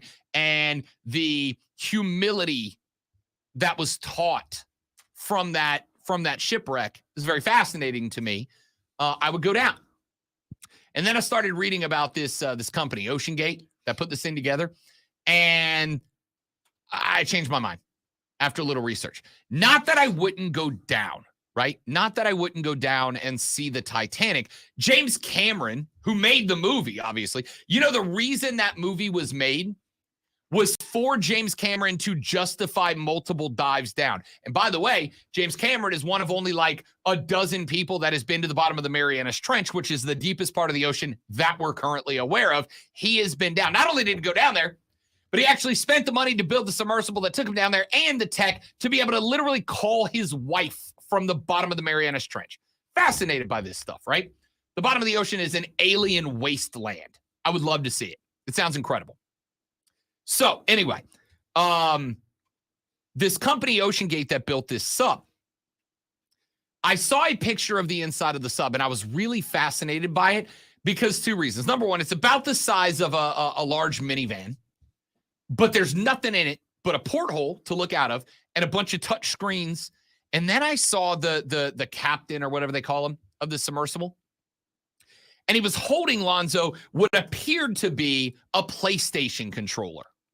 So people are making such a big deal out of this. How are drones controlled? How are a lot of things controlled right now? And I'd rather have a gamer down there because they've spent some hours on something. I'm not disagreeing. My initial freak out wasn't that it's controlled by a PlayStation controller, and I had the exact same thought. I have a drone. I fly my drone, not very often, but I fly my drone, and the drone is effectively an Xbox controller with a video screen on the middle of it to see through the camera of the drone at whatever I want to look at, right? Wow, I didn't know you had one of those. It's not like a big fancy No. photography one, but I got it'll you. go up for 20 minutes. It's pretty dope. So anyway, I don't have a problem with that. But then I started looking at the makeup of the sub, right? For instance, it is made of a titanium/carbon fiber alloy. For me, that's like, oh, okay. All right. And then I read that there was a safety officer working for this company who told the guy that is in charge of OceanGate, this is not a safe material to build this out of. He built it because it was lighter. It would take more fuel. The sub would be able to move faster, yada, yada, yada. The guy's like, this is not safe. This is not going to work under 9 atmospheres of pressure, which is 9 times the amount of weight compressing on you at that level. And he was like, now we're going to do it anyway, right? We're going to do it anyway. There were a bunch of safety measures that were suggested by the safety officer for OceanGate that the I don't know which one, the CEO, the big man on campus, the BMOC or whatever, skipped over all of them in order to make this submersible, by the way, not submarine. It is not a submarine. It's a submersible. They are different things. In order to make it more efficient, both cost-wise and travel time-wise, he skipped over a bunch of stuff. And then he said in an interview, I would rather be known as a rule breaker who got the job done than somebody who did it all by the book and didn't. And now I'm like, yeah, no, I wouldn't have gone down. I'm not going down with a dude who has engineers and scientists going, this isn't safe, bro. And he's like, rebel, gotta live once, right? Can only live, you gotta do it. Now, as Zoe mentioned, the good news is that yesterday they started hearing some tapping sounds coming. Does not mean that is them. There's just any number of possibilities, but it's not something that's heard commonly, so it's a pretty good indication that they're in the right area. The problem here is multifold. Number one, they go down with, if I recall correctly, I think 96 hours worth of oxygen in the submersible. Yeah, it's set to run out tomorrow. Yeah, they're at like 70-something hours used, which means they have effectively 1 day of oxygen left. Number two is, even if they find it, if it is down at the ocean's floor where the Titanic is, you're talking 13,000 feet deep. There are 5 crafts that are able to make it to that depth of the ocean. One of them is this one. That means there's 4 more that can get down there. And none of them will have the necessary power to cut that craft free if it is caught on something, right? If it's caught on the shipwreck itself, if it's caught on an old fishing net that was discarded, sank to the bottom and got caught up in the props of this thing or whatever, there's not an instrument that will be able to get down there, cut them loose, and bring them back up. And one of the things that's interesting, one of the design features on this is that they have ballast, which is the weight that holds it down underwater because it's neutrally buoyant. It will float on its own. So much like a ship at sea, you have to load it with weight to hold it down in the water. And it's connected by these ropes that after a certain number of known hours exposed directly to ocean water, the salt content in the water will eat away at these fibers. It will release the ballast from the sub, and the sub would float back to the surface neutrally buoyant. They haven't seen it yet, right? Which means that either A, that protocol didn't work, or B, the ballast did release, but again, they're hooked on something, in which case they're in a big problem. The last issue is, even if they do float back to the top, even if they do float back to the surface, the door of this submersible must be opened with special equipment from the outside. It is bolted closed. So you can't open it from the inside. Could you think of anything more horrifying, Zoe, than having this accident? Eventually, the sub via neutral buoyancy breaks free, floats you back to the surface. You're now looking through a porthole at blue open sky and fresh air, and you can't get out because it opens from the outside. Yeah, I think Horrifying. I think people will fight over what's the biggest fear, drowning or suffocating. Yeah. And in this case, you're going to suffocate under the water and you can't go out into the water because you would drown. Here's the interesting part. If what was the initial thought happened, which is under 9 atmospheres of pressure, right? You think about this. Water's heavy. You ever just tried to carry a bucket of water? It's freaking heavy, right? You're under 13,000 feet of water pushing down on you, pulled down by gravity. It is pushing down on you. The entire mass of the water column above you. If there was a hole, even a pin-sized hole that opened up in the hull of the submersible, the pressure would implode the sub and it would vaporize the people inside before they even knew what happened, right? It lights out that fast. You'd be done. It has happened to people in the past. If you want to research it, you can. It's grotesque. All right. It's quick. It's lights out. You're done. It happened so fast that if you were to be subjected to that much pressure, all the gases and the liquids inside your body would be compressed by 9 atmospheres. This is 13,000 feet of water pushing directly down in and around on you. It would compress the gases and the liquids, your blood, inside your body so quickly they would boil alive before you knew what happened to you. You'd be dead before you felt it. That's how much pressure is down there. We would likely never find anything more than the crumpled wreckage of this submarine. That's why this is so interesting is, yeah, you want these people to come back, right? It's one of those times where my personal feelings about billionaires who blow quarters of millions of dollars on a submarine ride go out the window. They shouldn't have to go through these horrendous possibilities. I hope they find them. It's terrifying, man. So it's a human interest story. It's wildly fascinating.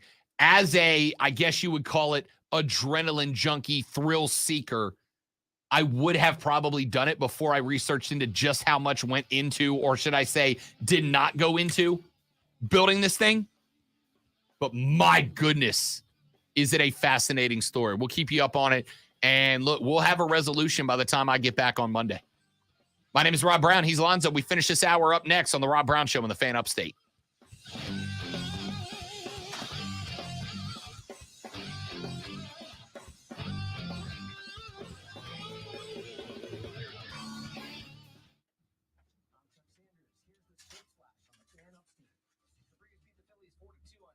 Spencer Strider struck out 9 over 6 innings in his first start in Philly since last year's postseason implosion.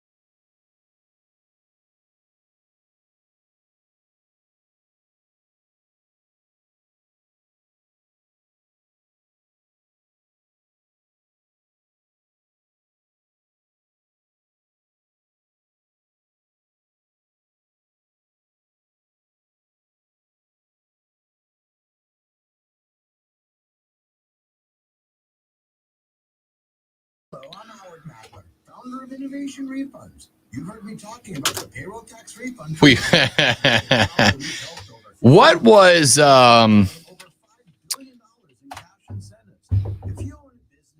The Abyss? Did you ever watch The Abyss? Yeah. That's what people started talking about.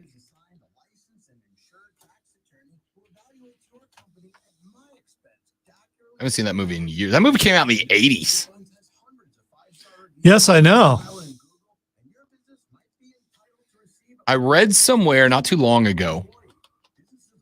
Is that the movie where they put the like gel on you that allowed you to breathe underwater? Was that movie? I don't remember. I think it was. Because there were a couple movies that came out around that time about the ocean. Yeah.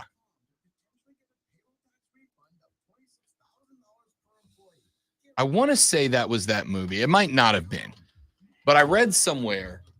So there was a movie where they coated you in this gel, and when you had this gel on, you could go out into the water without a suit, and you could breathe through it. You could breathe underwater with this gel, and it was like gillyweed.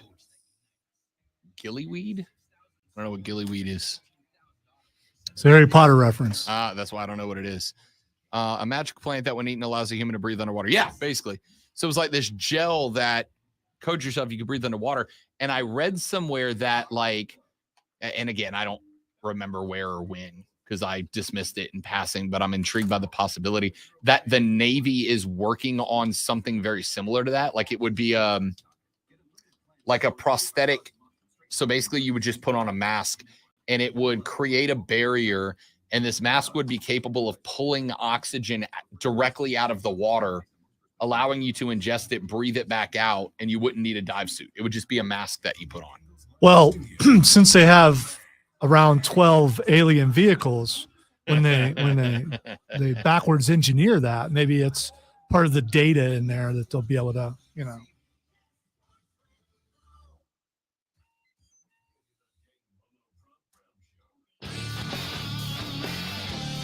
All right, short segment here, so I'm not going to spend a ton of time on it. We have had all the Zion Williamson discussion that I'm ready to have, all right?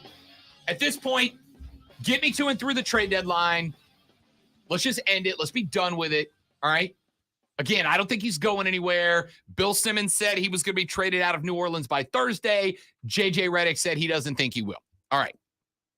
So I mentioned this morning when I was doing my show prep, as I scrolled through one of my sites, that I came across article 1,623,763,123,753 about here are the trade destinations for Zion. Here's all the teams. I have not seen, outside of JJ, and I'm probably going to write one today at this point, I have not seen like 2 articles about why the Pelicans should keep Zion. It's all trade. Once again, Screaming A. Smith was on this morning talking about how the Knicks should get him. The Knicks should get him. Send him to New York. Send it. It's old, right? Like, I get that you've got to come up with content. Trust me, I'm in the industry, right? I'm in the industry. Content is king. We have to constantly be generating content, or else we're not going anywhere. I thought crap was king. Money's king. Okay. Well, Don Hanley said that. Yeah, so. That's true. Give us dirty laundry. Content's king. But dude, do we have to write the same article 7 billion times? Yes. New York, Portland, Atlanta. Well, think about all possible. Charlotte. Think about it this way. Okay, we've broken news a couple of times, wrestling news on this program. How many different people put that out there and did the article different each way? There's a difference between Paul White breaks news and me, blogger, believes that Zion should possibly go to X. That's not news. That's just a clickbait headline. That's just, hey, please click this. I need money. All right. So I got a tweet a few minutes ago from Kevin on Twitter. And Kevin, I appreciate you following the show and interacting. He said, Zion is from Spartanburg. Go easy. Well, Zion played his high school hoops in the Berg before he went to Duke. I know that, right? It's part of the reason Zion is a storyline as much as he is. If Zion didn't play his ball around here, I'd probably have to talk about him less. But so I don't get that, the go easy thing. Yeah. I mean, you know. So here's what I said. He's in the news. You need to talk about him. Should you be completely favorable about him? Rob wants him to stay on his team. How much more favorable can you be? Yeah. So what I said to Kevin was, he said, Zion's from the Berg, go easy. I said, I'm a Pelicans fan from New Orleans. I don't hold Zion being a ridiculous, immature 22-year-old against him. I was too, but this team invested everything in him. At some point, you got to get right. And if I'm the Pellies, Zion can sit on the bench doing nothing for another couple of years before I send him somewhere else to suddenly become the megastar he has the capability of being. Being from somewhere I like isn't an excuse to act poorly. I need my guy to get it together. I have his jersey hanging on the wall in the studio. I want greatness for him. It's right there. We got Zion's Duke jersey hanging right there on the wall, right? I want Zion to be great. I very much do. And I know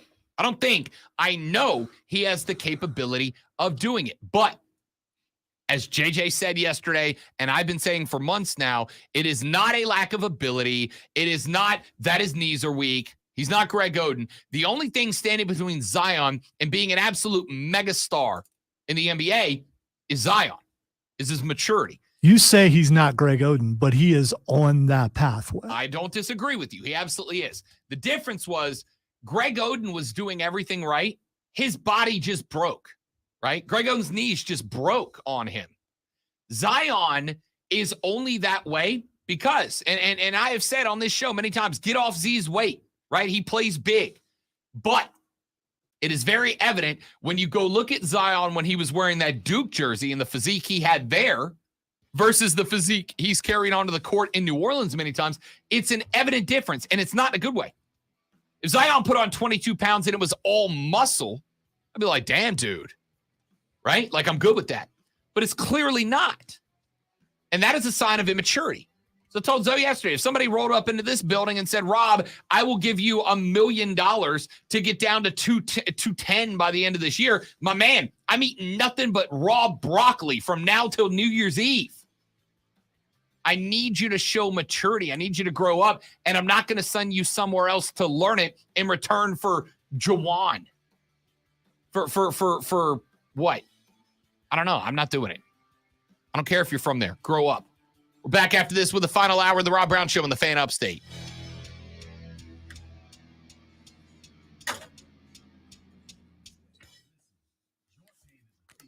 Zion gets paid millions of dollars, cleared by team physicians, but refuses to play. In the real world, he wouldn't be or shouldn't be paid for the time missed. Who's the bigger bust, Zion or Ben Simmons?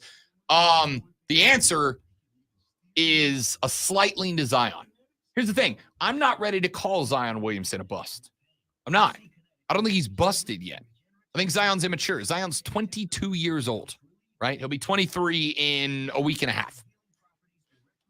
But he's 22 years old. I also was, and this will shock you, kind of an idiot at 22 years of age. I was immature, without a doubt. I didn't handle my business the way that I would now as a 38-year-old.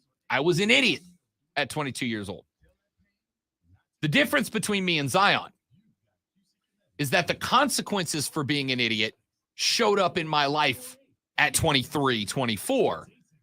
For Zion, there have been zero consequences, right? If he was an idiot and then he got a scholarship to play at Duke, were there consequences? No, he's a star. If he was an idiot at Duke, did it stop him from being drafted number 1 overall by the Pelicans? No, it did not. He got drafted number 1 overall. When he got to New Orleans, was he being an idiot? When he got to New Orleans, was he acting a clown in the Big Easy? Well, it doesn't show up because New Orleans signed a 5-year, $194 million extension for Zion a year ago, right? My dude's making $33.5 million a year every year. $33.5 million a year every single year. There's been no consequences for Zion being an idiot. New Orleans is now beginning to enact consequences. They fired Teresa Witherspoon, right? Teresa Witherspoon was one of a very small number of female coaches active in the NBA. It was something that New Orleans was able to celebrate, was having Teresa Witherspoon, who had done a wonderful job, come up the ranks of the Pelicans. They fired her late last week. I don't think they fired Teresa Witherspoon because she was underperforming. I think they fired Teresa Witherspoon because Teresa Witherspoon was a comfort zone for Zion Williamson, right? Like that, Zion at one point told a story about how he was struggling with an injury because obviously, and it was an injury that, and I recall the Pellies were like not super thrilled with Zion and his rehab of this injury, right? And he told a story about how during the injury, he came off of a court after the Pelicans lost the game, and he was like, I was busted up. I was emotional because I felt like if I played in that game, we win that game. And Teresa came over and she said, "Are you okay?" And I said, "No." And I told her, and she started crying, right? Dude, I can't have that, man. I'm not saying crying is bad, right? There's nothing wrong with crying. Even as a grown man, there's nothing wrong with crying. Your emotions are valid. That's fine. But a coach coming over and crying with you and being your shoulder to lean on, like, there's no consequence there. So they just fired Zion's comfort zone and effectively said, dude, we're not coddling you anymore, right? Now, That doesn't mean there are now suddenly consequences. At the end of the day, if the Pelicans today went, we're done, we want somebody to trade, there's going to be 10 teams calling New Orleans trying to trade for the guy. He is still going to make $33.5 million a year moving forward if he gets traded. So to me, that is why I've said the option for Zion Williamson is very simple. You sign a 5-year contract. You can spend the next 4 years sitting your overweight, unhealthy butt down on the end of the bench. I will pay $33.5 million a year for you to do nothing. I will waste 4 years of your career, 4 years of your prime, and get nothing in return for you before I ship you up to Portland to go team up with Dame and suddenly be the guy who puts it all together. You put it together here, you play out your 4 years, and then you go get your $80 million contract somewhere else. Am I being vindictive? Yes. Yes, I am. And I don't apologize for it. New Orleans invested everything in Zion Williamson. If he can't just do the basics, dude. Get your sleep, eat right, get yourself in shape. If you can't even do the basics, if you can't keep your weight down, dude, and I know that makes me sound hypocritical because I'm fat. But you know what else I'm not? Getting paid $33.5 million a year to not be fat. Hey, Zoe, if somebody offered you $33.5 million a year to lose 50 pounds, how you feel about it? Cheated because I lost it for a whole lot less than that. True, but the correct answer is motivated. I already know how to do it. Dude, raw broccoli and water for a year. That's not necessary. I will be like water, yes. I will look like Braun Strowman by next But year. it would stink in here with all that broccoli. And I pay $1 million to shut up about it because I got $33.5 million to do it.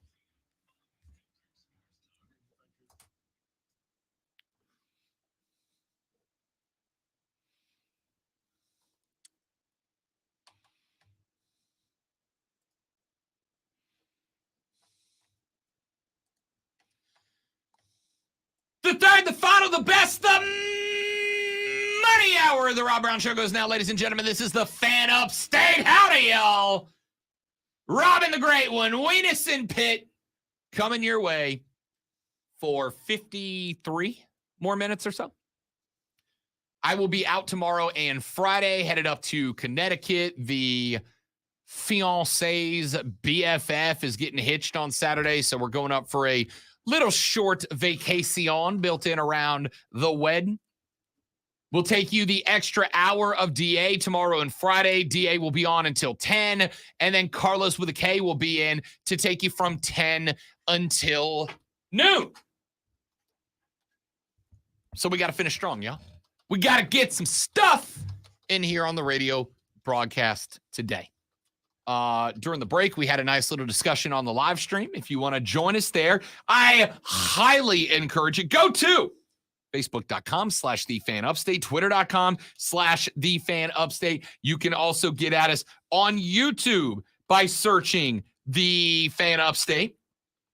You can also watch us on Twitch by searching and subscribing to The Rob Brown Show on Twitch. We got you there as well. So far on the show, we have talked about the sports watching habits of Gen Z. They don't look good for the future of, well, sports, but I actually think they are. If you missed that, you can go to thefanupstate.com. Right at the top of the page is a button that says podcast. Click on that button, drop it down, and click on The Rob Brown Show. And once you do, ladies and gentlemen, you can listen to all 3 hours of every single show in their entirety, commercial-free and on demand at your leisure. Go to thefanupstate.com, hit the podcast button, drop it down, click The Rob Brown Show, listen to all 3 hours of the show, and you can go back and listen to that discussion where we talked about the viewing habits of Gen Z. We talked about how they are not watching sports. The ones that are watching sports are watching fewer sports, and the ones that are watching fewer sports are watching it in entirely different ways. And a lot of people have had the immediate freak out about the lack of audience, to which I say, there's not one. I mean, yes, there is one. They're losing numbers, but it's not bad. It's not the end of the world. In fact, I think quite the opposite. I think it's good for sports because I think it is going to force teams to try to be competitive, because how do you get the limited attention span of younger viewers to be focused on your product? You got to be good. You got to be good. It will be better for the NFL if more teams are good instead of fewer. It'll be better for Major League Baseball if teams like the Oakland A's don't intentionally sabotage and tank their own squad. It'll be better if there's more good teams. They'll make more money. They'll be able to do more. So we talked about that. If you missed that discussion, you can do it. Got a few more things I want to get to here on the radio broadcast before we call it a day. We are actually going to do what do we want to call it, Lonzo? It's not Fight Club. You could still call it that. That's fine. You know what we're going to call it? The sparring session. That's what we're going to call it. Because it's not a full fight. Not full Fight Club. Because I'm out tomorrow, so I won't be here to do the Fight Club with Lonzo. Well, actually, to let Lonzo do the Fight Club while I sit here and comment on it, which is amazing. So we'll do a sparring session coming up later, because wrestling, Zoe, correct me if I'm wrong here, has been pretty good the last couple of weeks. Yes, it has. Lots of things to talk about. Yeah. So we'll do a little sparring session coming up, but I want to get to a few other things before we get to that point. Let's go with, let's start with this one. About a week ago, the College World Series fired up. And I told you guys about the ever-present Jell-O shot competition that has been taking place. There's a bar across the street. It's called Rocco's Pizza Cantina, which, by the way, Zoe, kind of hits all the check marks of my favorite place to eat, right? You know, a guy named Rocco makes some pretty good grill pub stuff, right? Hey. You know Rocco probably knows how to work a grill, huh? Then Rocco, who knows how to work a grill, also has pizza. There's not a night of the week that I wouldn't eat pizza. Pizza is one of the most versatile food delivery services out there, right? Any kind of pizza you want. Traditional pizza, veggie pizza, white pizza, barbecue pizza. You can make anything into a pizza. Pizza's a wonderful spot. And then on to the end of Rocco, who you know can work a grill, pizza, which means pizza, Cantina. I'm getting grill and pub, pizza, and Mexican all in one place. Knock me over with a feather, man. There's not a more obvious front for mob business than Rocco's Pizza Cantina. Hey, Lonzo, careful what you're saying. You got a real nice radio program here. It'd be a real shame if something was to happen to it. All right? Take it easy. All these allegations, huh? What's it about? I gotta look up Rocco's and see what the decor is. The second biggest competition going on in Omaha right now is the Men's College World Series. The first biggest competition is the Jell-O Shot Challenge, which takes place at Rocco's Pizza Cantina. The rules are very simple. You buy a $5 Jell-O shot. That shot is rounded up on a tally board. They count the number of shots that have been consumed by each of the 8 teams' fans that are in Omaha, Nebraska for this competition. The proceeds from each purchase go to food banks centered around the 8 schools that are at Omaha, as well as the Heartland Food Bank in Omaha. So you buy a $5 shot. A portion of the proceeds go to food banks at your school and in Omaha. It's just drinking for a cause, which, ladies and gentlemen, if we can be real, is the best kind of drinking. By the way, Rocco's is a corner spot. Of course it is. Of course it is. Where else would it be? So you're drinking for a cause, which is the best. You want to make sure Rob shows up at your event? Tell him there's craft beer and it's for charity. I'll be there every time. Well, they are keeping track of the Jell-O Shot Challenge. You may continue to purchase Jell-O shots for as long as your team is still in contention at the College World Series. And we have our numbers up through yesterday evening when the LSU Fighting Tigers eliminated the Volunteers of Tennessee from the College World Series in a 5-0 shutout victory. They were now rematch against Wake Forest, who have already defeated them. They got to beat Wake twice. Wake has to beat LSU once. Winner moves on to the College World Series finals. But the Jell-O shot's what we all care about, right? They have Of course it is. square pizza, by the way. Square pizza is underappreciated. Yeah, it's just, I mean, it's made in a square pizza pan. It really is. It's you know, it reminds me of high school. Reminds me of elementary school, but yeah, same thing. Same thing. Here are the numbers as they stand, Lonzo, according to and through last night. As of right now, the team in last place is, of course, the Nerds from the University of Virginia, who have downed 569 Jell-O shots to this point. But also keep in mind, Virginia went 0-2. Their fans are gone, right? Another team that struggled, Stanford. Stanford's been bounced. They got bounced by the Volunteers. 720 Jell-O shots. They are in second to last. In third to last, and surprisingly, because they just got bounced last night, the Tennessee Volunteers, 1,639 Jell-O shots consumed by those who claim to be fans of the Vols. In fourth place, no SEC chant going on here, the Florida Gators, 1,716 shots consumed. They outpaced only Virginia, Stanford, and Tennessee. You will notice, Lonzo, that I have not yet mentioned Oral Roberts University. Why? Because they are inside the top four with 2,610 shots consumed. Now, I did learn this last night.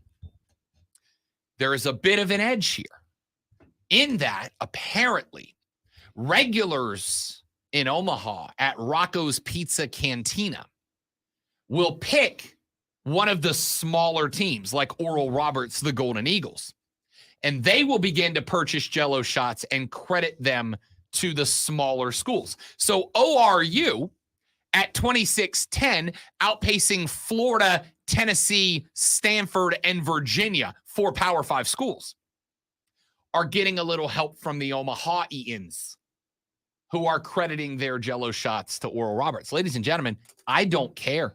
It counts on the scoreboard, Jack. Omahaians. I don't know what are Omahans. Omahans. Omahawkers. Omahans. Omahans. I don't know what they are, but that's what. Now, let's get to the top four. We got Florida at 17-16. We got Oral Roberts at 26-10. TCU, 3,117. That is an impressive number. 3,117. Wake Forest, the Nerds from the Demon Deacons land, 5,572 shots consumed in Wake Forest. Ladies and gentlemen, second place is 5,572 shots. Your clubhouse leader and a team that's still active and alive in the College World Series after they were able to stave off elimination against the Tennessee Volunteers last night are the Tiger Men of LSU, who have consumed, Alonzo, 5,572 is the mark to beat in second place. LSU has consumed 21,435 shots. If you were to multiply that by $5, the cost of the Jell-O shot, LSU fans have spent, Zoe, $107,175 in Omaha, Nebraska, just on Jell-O mixed with vodka. Y'all, for those of you that do not know, I was born in the great city of New Orleans, Louisiana. I still maintain a deep connection with the state of Louisiana. It is one of my favorite places. New Orleans, one of, if not, actually scratch that, is my favorite city in the United States. I think New Orleans is one of the world's great cities. There are very frequently days that I am ashamed of things taking place in the great city of New Orleans, Louisiana. I'm ashamed of the mayor. She's an embarrassment. I'm ashamed of the police there. They are constantly caught up in corruption and crime. And then there are days like today where I could not be more proud of New Orleans, of Baton Rouge, and of my state of Louisiana, who, as far as I am concerned, have now donated $107,175 to charity. Ladies and gentlemen, this is a charitable effort, and the people of Louisiana are just showing up to say they care. 21,435 Jell-O shots. They have already screamed past the record. The highest total ever tallied by Rocco's Pizza Cantina was when Ole Miss bought 18,777 shots en route to the team's first national championship last year. That record stood for 1 year. LSU fans were the first team to reach 1,000 shots. They were the first team to reach 10,000 shots. They are the only team to reach 10,000. Then they doubled that. Now, bit of a cheat here. I'll let you decide. The Tigers got a boost ahead of their game against Wake Forest back on Monday when Todd Graves, who is the founder of the Raising Cane's restaurant. Have you heard of Raising Cane's? I have heard of it. Okay. Raising Cane's is a phenomenal fast food. I am sorry to say this is going to be one of the few times that I take shots, but Raising Cane's puts both Zaxby's and Bojangles in their rearview mirror. Raising Cane's is incredible. All right. Maybe someday I'll be able to see if you're right. It's incredible. There is a Raising Cane's in Tuscaloosa, Alabama. When we go there next year for South Carolina in Tuscaloosa, we will get Raising Cane's. You keep saying that. You've got me worried. Why? Because you're going to try to make that happen. I'm not flying, by the way. It's 4 hours, dog. We can drive. Okay. All right. Just as long as you know, I'm not flying. We can take your fast car. We can take my big car. Your pick. I got Tracy Chapman in my head. We got a fast and also a big car. We gonna go see Saban play. All right.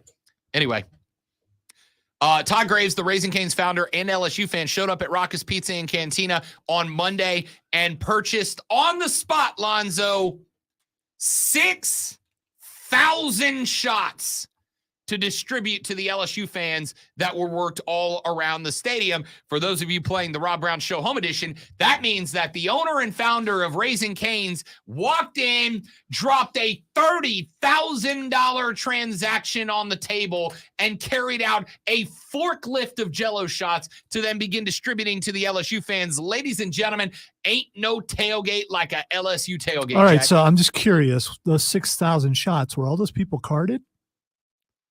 That sounds like that would take a while. Lonzo, ain't my circus, ain't my clowns. You know what I mean? Well, I cannot condone such behavior without proper You identification. can't prove such behavior happens, snitch.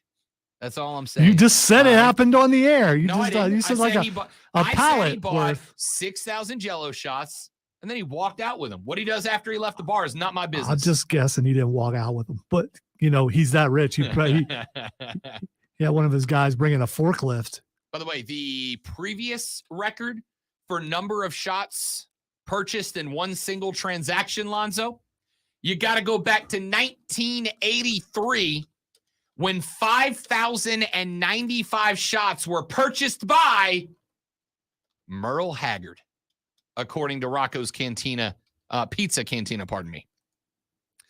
They are clubhouse leaders by roughly 17,000 shots at this point. I'm so proud. And I'm trying to figure it out. So each shot is 1.2 ounces. You times that by 6,000. Yeah. I'm just trying to figure out how much that actually weighs. And when I went to Google it, other people have Googled it because it popped up there. How much does a Jell-O shot weigh? Let's see. The science of Jell-O shots, according to SeriousEats.com. Let's see. Do they have the weight? I'm gonna guess a Jell-O shot because This is 1.25 ounces. well, that's So- the fluid ounces of the liquor in the shot. That's well, not the final weight of a Jell-O shot. When you pour a shot, it's 1.25 ounces. Okay, it just says these single-use shot cups Yeah. each hold 1.2 ounces, the ideal Correct. size for the perfect Jello shot. Correct. So this is someone selling cups. Never Right. mind. Correct. So let's say that a Jello shot weighs 1.5 ounces. Just now you're taking me down a rabbit trail I was not ready to go down. Let's say it weighs with liquor, with gelatin, and with the shot glass 1.5 ounces. That works out to 9,000 ounces. How many ounces in a pound? How many ounces in a pound? 16 ounces in a pound. So we'll divide that. That works out, Zoe, to 562.5 pounds of Jello shots in one purchase. All right, unless my dude is Mark Henry, he's not carrying that out of there. If you roll up into a bar able to drop more than my car cost in immediate cash for Jello shots, I suspect you probably got a few folks with you. Well, You probably got a posse, dog. you're also calling ahead because you don't expect them to have that many I on believe hand. they do because they Really? know, listen, even if you took LSU and you took 6,000 shots off the board, Rocco's has still sold in the neighborhood of 75,000 Jello shots. They're working close to 100. If you know you're selling 100,000 Jello shots, you got the stuff on hand, bro. You have bought a secondary outdoor freezer just for Jello Well, shots. like I said, Rocco's is a corner place. Maybe they rented some spots up top because it's a pretty big building. I wouldn't be shocked. I wouldn't be shocked. They probably have like a storage freezer truck parked out back just for Jello shots. That's a way to do that. Yeah. Absolutely. I think it is. All right. Real quick, because we got to take a break. We got a sparring session coming up in the next one. Did you catch this Ja Morant thing yesterday? Okay. Brian Windhorst was on the Hoop Collective. I like Windy. I think he gets a little clickbaity sometimes, but I also can't blame him because that's the field we're in. Windy yesterday. Nope, sorry. Windy was on with Tim McMahon. Tim McMahon from ESPN said, and I quote, I have heard indirectly that Ja and people close to Ja, perhaps people formerly close to Ja, have this feeling that the NBA is out to get them, that the media is out to get them, end quote. Ja, my guy. You could be a superstar, bona fide, certified, genuine NBA legend. I said at the end of last year, and I stand by it today, Ja Morant would be the future face of the NBA. He is LeBron's right-hand man. He is main event next to LeBron James. He could be the future face of the NBA. But then he waved a gun around in a strip club one night. Ain't no saying go to the strip club. You can't wave your piece around in the air like you just don't care. Can you live that life without showing that you're living that life? Being the face of the league? No, I'm talking about the life that he's in trouble for, not the NBA. No, life. not when you're the face of the league. You can't. This is why I have said. I mean, period. Can you be that way and No. just not put it on social media? Because part of living that kind of life is getting the recognition that you're living that kind of life. Yep. No, you can't. Because you might be able to keep it off social media, but everywhere you go, there's a camera phone pointed What at I'm saying is it's you're not legitimately living that kind of life Oh, true. without validity, Yeah. without people seeing it. Yeah. First off, for the record, and I don't know the guy personally. I've never talked to him. First off, I don't believe Ja Morant is a gangster like he pretends to be on social media. I don't know for a fact that he's not. But based on the stories I've heard, Yeah, but from him he's out of Sumter, South Carolina, he's trying to look that way though. Sure. I don't disagree. And that's the problem, right? My man waved a piece around in a strip club. Ain't no saying go to the strip club. I don't care if you go to the gentleman's club. It's your life. Live it, right? Can't wave your piece around, all right? He gets that. He gets knocked for that. He catches an 8-game suspension, which, by the way, 8 games was light for that, according to most people. Then, after looking the commission in the eye, after looking NBA cameras in the eye and saying, my bad, dog, I will not do that again. That's on me. That's my fault. He does it again. Catches 25 games. I don't know if Ja has been paying attention. Do you know how many people are happy with 25 games? Zero. The overwhelming majority, probably 80% of us, are like, 25 ain't enough. It needs to be a half season. And then there's probably 15% of people who think it's too long. The NBA Players Association is one, but keep in mind, the NBA PA protests every punishment with the objective of keeping punishments on their members as low as possible for everybody. So even if they feel like the punishment's fair, they're not going to out and say it. They're always going to say it's too high. They could have punished Ja for a quarter, and they'd have been like, no, that's too high. Because you want to suppress punishments always moving forward, because you want Adam Silver thinking about potential lawsuits with the PA before he makes decisions like this. So Ja thinks it's a conspiracy against him. Ja, dog, listen to me, my man. I want you to be great. I have wanted you to be great since you showed up in Memphis. I want you to be the face of the league. You are, to me, what the league needs. You are an outstanding blend of showmanship, tremendous talent and ability, and from what you do on the court, a guy who plays the game the right way. You play hard, you play energetic, you play fast. Even down 20, you are still scrapping for every loose ball.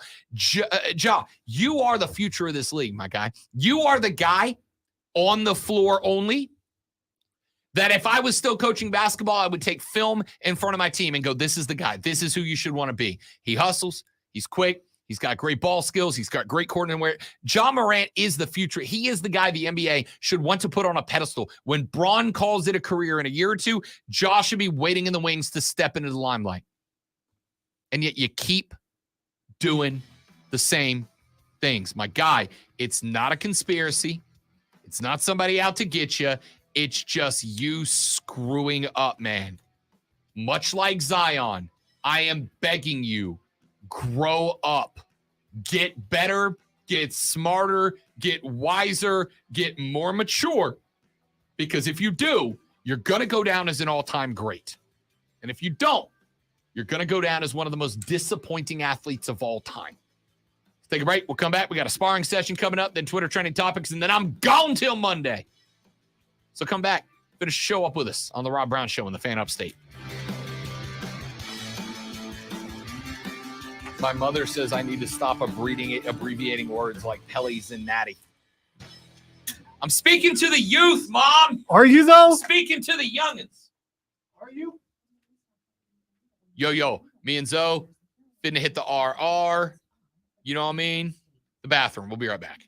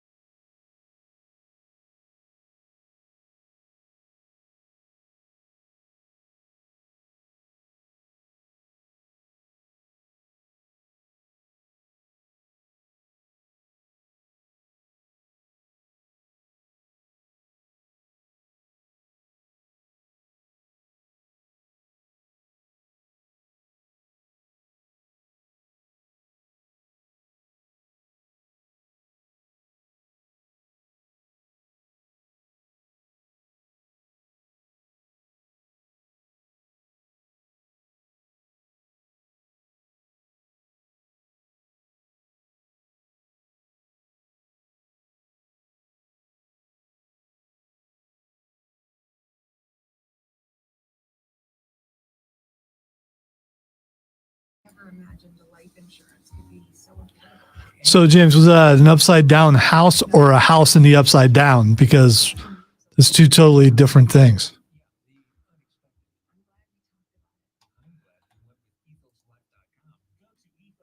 Also, it would be kind of Scary.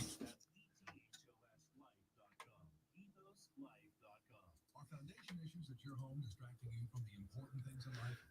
Travis Benson and his team at CNT Foundations can help. You're right, Gary. CNT can handle any foundation problem, so our customers can breathe easy and focus on what really matters. Let us handle the foundation repair while you handle everyday life. Set up a free consultation by visiting yourfoundationexperts.com. Call 864-581-3341. CNT Foundations, your foundation experts. Sponsored by Blue Ridge Health. At Blue Ridge Health, everyone deserves access to top-notch, compassionate health care, no matter their insurance or income status. Keep your family healthy with updated immunizations for COVID-19. So I don't know if you noticed this, Rob, but I think Chris is wearing the same exact shirt that Newman was wearing in Jurassic Park. And he's back in what we call the cathedral, which is where all the wiring and everything is back in. It's just for a moment. I don't remember what the character name was for that guy, but he's always Newman no matter what he's in.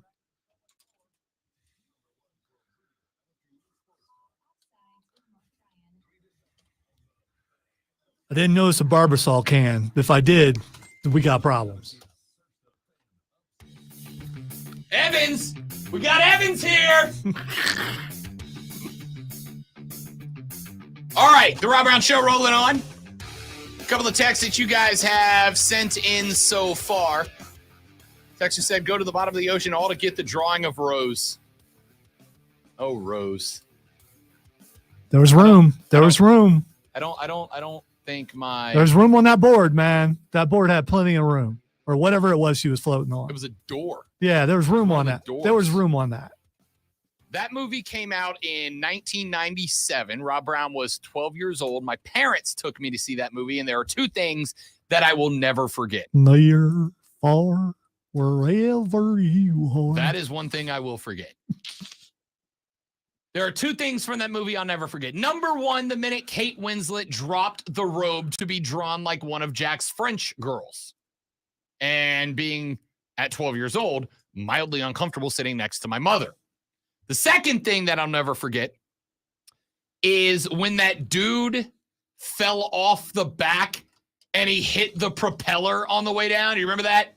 And they not only did they add a very like dong, but then he spins like a ragdoll all the way down to the water, which is horrific if it was real. That was already done in a James Bond movie, Yeah. I'm pretty sure. But hilarious. And I will never forget because at this point in the movie, they're like halfway through the museum. We got a text from Trey. I'll read in a second. They're halfway through the ship sinking. The dude falls off the back. He hits the propeller. The theater is deadly quiet. And I just hear my dad go, I'll never forget it.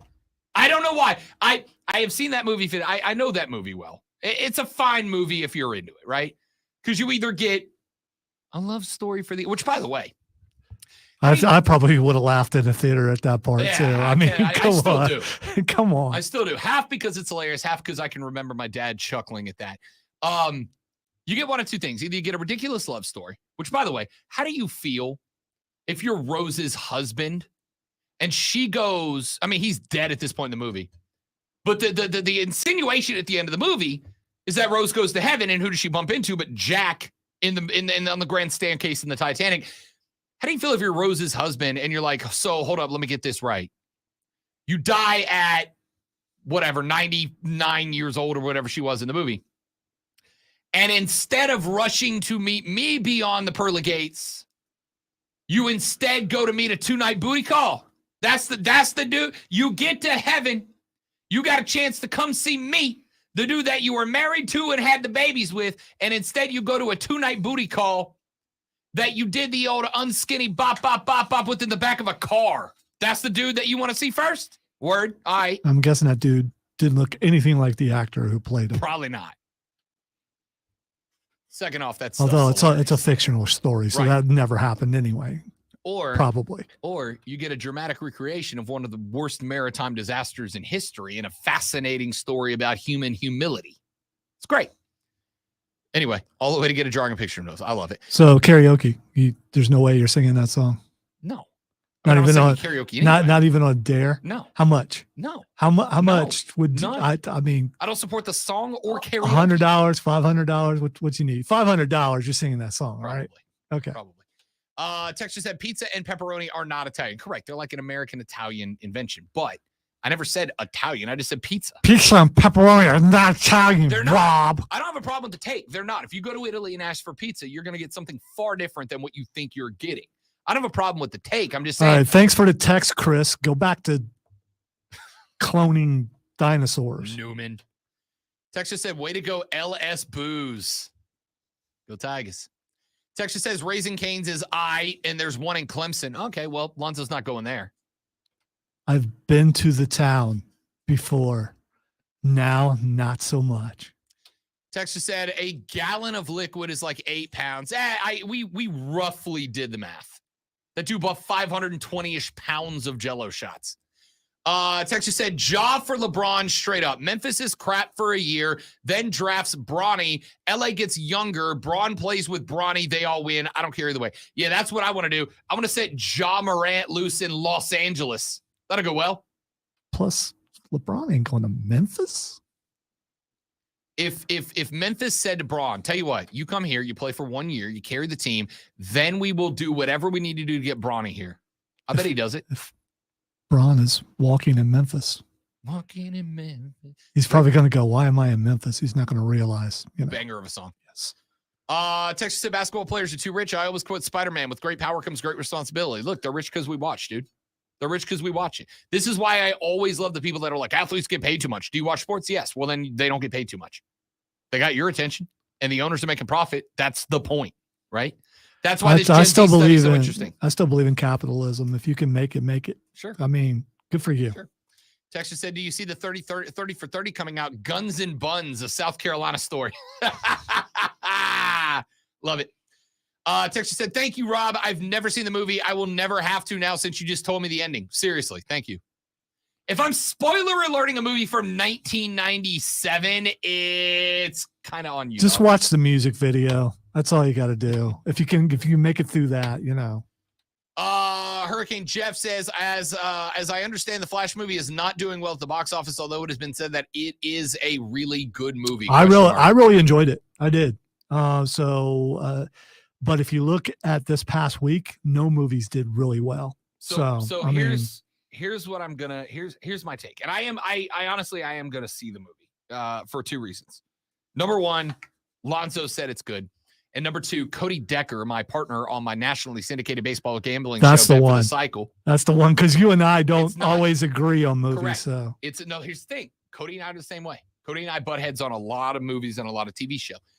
It's not that Cody liked it. It's that Cody has been raving about it. He has been texting me every day since it dropped. Have you seen it? Have you seen it? Have you seen it? if you can get past the CGI, That's what he said the same thing. The story is really good. He said the same thing. It is. He is raving It's about somewhat predictable. The cameos are excellent. The gotcha moment that made people in my theater angry, audibly angry, including my wife, who actually yelled out, was so mad about something. It was pretty good. I will see it, but I absolutely will say there is zero chance that the off the field discretions of Ezra Miller didn't hurt this movie. They 100% did. It would have to. Yeah, 100%. But at the same time, the audience scores are actually pretty good. So, I mean, I don't know. We'll see. Box office numbers are not, you're right. All movies are down, but it only brought in like 55 million on opening weekend, and that is way below. It's par. apparently not doing really well abroad either. Yeah. And I think more so than anywhere else around the world, all the stuff he's done probably hurts it a 100%. 100%. I would also say, yes, there is some element of it. I'm just going to wait till it comes out on stream. And the other thing is, it probably doesn't really exist. So this is kind of a farewell to DC, other than Aquaman coming out, Aquaman 2. This is a farewell, because everything's supposedly going to change. And if you like anything that James Gunn has done in the past, and you do, it probably is going to change a great deal. Fingers crossed. Come on. I mean, although, do you want Superman to be like Guardians of the Galaxy? I don't know. Now, see, everybody makes the mistake of thinking DC is doing poorly to mean the same thing as DC should do Marvel. No. No. James Gunn, who did Guardians Right. of the Galaxy, is running the whole Right. thing. So will the same tone be there? No, I think Although you can, all movies, TV projects, video games, and animated are all going to be connected, which Fine, I like. good, I great. like. I think you can do a gritty, realistic take. Dude, the movies have been bad. Martha! It's just bad. It's just bad. The movies have been bad. And the fact that they're rebooting everything shows that they know the movies are bad. It's rare that I go to a movie and go, "Hey, don't go see that." But I have seen some where I do that. Sure. But I've never really done that for a DC movie. Because I go in with expectations are much lower than everybody else's. I think. If I come out of the movie and I go, "Yeah, it was all right," then I spent my money well. If I come out going, "I barely made it through that thing. I almost went to ask for my money back," that's a totally different story. I don't recall, other than Wonder Woman 1984, which was ridiculous. I can't think of a DC movie so bad as you're saying. Batman v Superman. It was awful. All right. Texture says, Rob, watch Extraction 2 on Netflix. The first 30 minutes, it's absolutely awesome. That's the one with Hemsworth in it, right? Yeah. Yeah. I will. Can you definitely watch check this two out. without watching one now? No, I'm gonna watch both. I've heard that we're good. I'm down. I am always down for just like action movie with big guns and explosions. Always gonna be down for that. All I'm right, a dude. Steven, you're not going to get me on that. Steven on the stream says, "What gotcha moment are you talking about?" Near the end of the movie. That's all I'm going to say. All right. Trey said, I want to go to the Upside Down House. I'm at the Titanic Museum. They have an area with an example of a glacier and a pool of water. It's the same temperature as the ocean. But yeah, I went to the one in Vegas. There's one at the Luxor. It's where the big piece is. They have a big chunk of the Titanic there that you can touch and see and whatever. And they have the same thing. And I made it like 6 minutes. My favorite story is the story of the chef that survived in the water. He was one of a fraction of number of people who were able to survive in the water. And the reason he was able to survive is because he was hammered drunk and his blood was thin. So he was able to keep circulation and the feelings were numbed. So he survived by being wasted. Love that story. All right. Real quick, before we got to run to a break, get Twitter trending topics. Lonzo. The Bloodline story is incredible. It's incredible. What happened this past week is exactly why Cody Rhodes could not win at WrestleMania. Everybody was upset. What happened this week? What happened this week with the Bloodline does not happen if Cody Rhodes is champion. Because if Roman is not carrying around not just the belt, but also is so influential that he kept the old belts, right? When new belts are awarded, 99% of the time, the champ turns in the old belt to get the new one. Roman's like, no, I'm keeping all three, right? So he comes out. Paul's got two now. He's got the big one. If Roman's not top dog, the payoff to this story is not the same. I told everybody this at WrestleMania. Cody was never winning that match, and he couldn't because of this.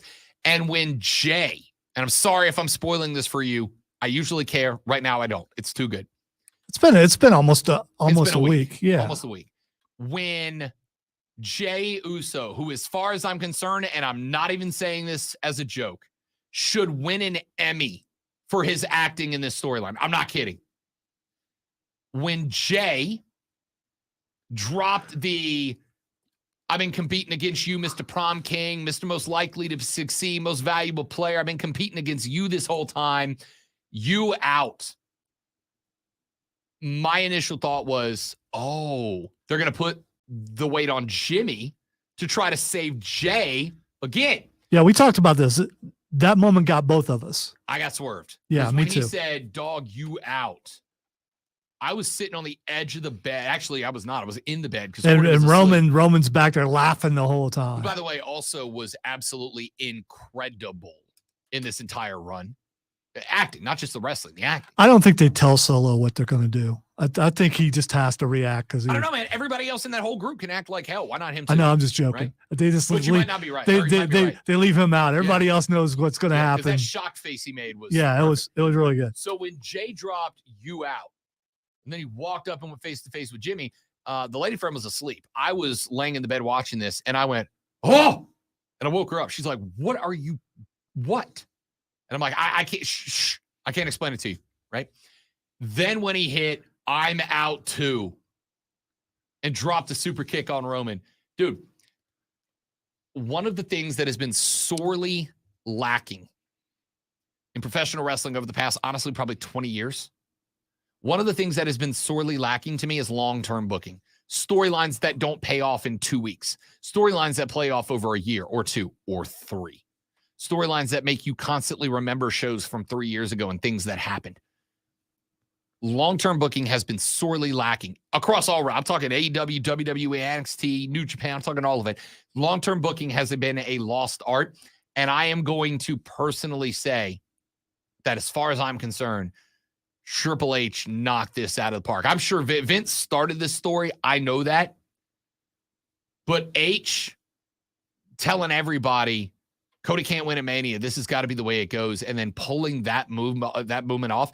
And now we get a Bloodline Civil War story at Money in the Bank. Long-term booking is the best kind of wrestling. And this is all right. We got to go to break, but real quick question. Who does better tandem super kicks, the Usos or the Young Bucks? The Usos. The Usos. I'm an AEW guy. The Usos super kicks are that the second one they hit where Jay hit Solo, spun around, they float into the double kick, was as good of a wrestling move as I've seen in a long time. It was great. Roman sold it really well, too. Like he got shot. It was unbelievable. Anyway, dig it. Check it out. At Bigfoot Hunters, our buddy Thomas on Twitter said, hey, Rob, lots of people wave their piece around in a strip club. Thomas! No! You're better than that. No, you're not. I'm going to turn the music up now. Good call. Back after this to wrap up the Rob Brown Show in the Fan Upstate.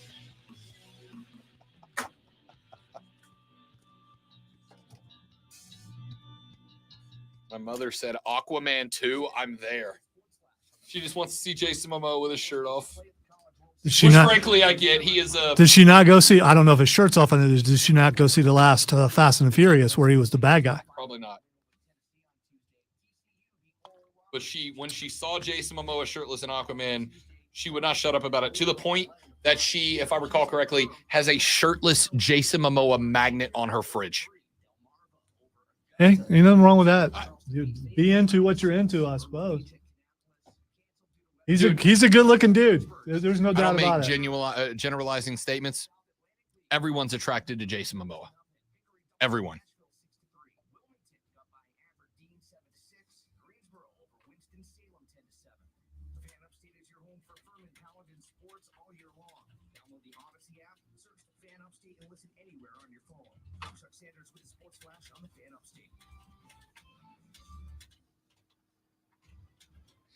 So I don't know if you saw the group email, and I responded as a joke, is there a module about it?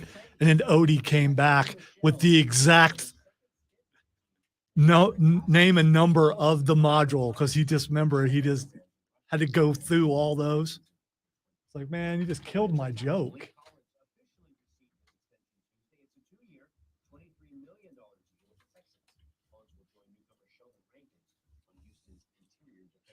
Rank. July 17th to get a long-term deal in place. But according to NFL Network insider Ian Rappaport, talks are back on. Barkley set to make just over $10 million on the franchise tag this season. He finished the regular season with more than 1,300 yards and 10 touchdowns. Crabtree saying he is expected to be back with the team if no contract is done before the July deadline. This has been NFL Network. You need to go ahead and see it, Stephen, because we're definitely spoiling Saturday.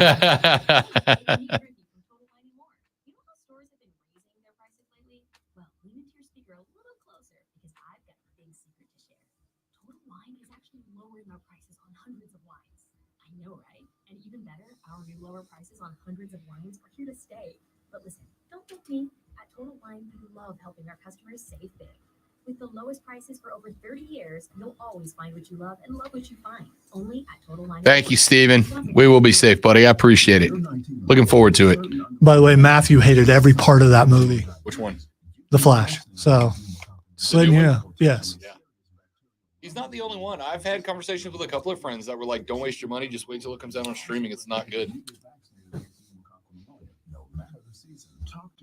He's like the opposite of us on just about every movie, though. So, I mean, So you got Zoe here, Matthew here, and Rob here. Yeah, it's Matthew is the opposite of me when it comes to movies. So Although he basically said the new Spider-Man movie is the greatest It's superhero movie incredible. ever made. Dude, it's incredible. Yeah, I'll watch it when it comes out. on It's stream. incredible. It if, is. If I, you know, I didn't see the first one in theaters either. I'm not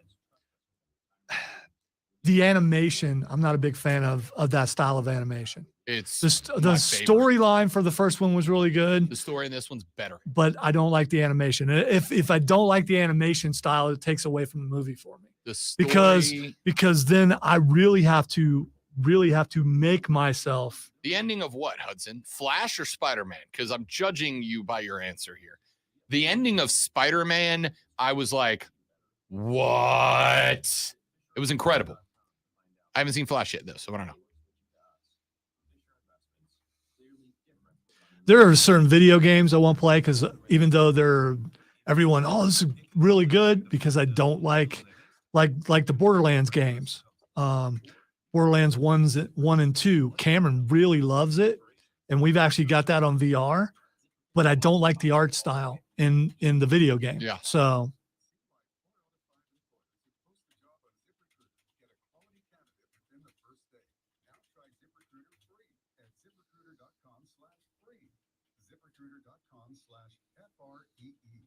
I hope you think the end is trash, Hudson, just because of the one part.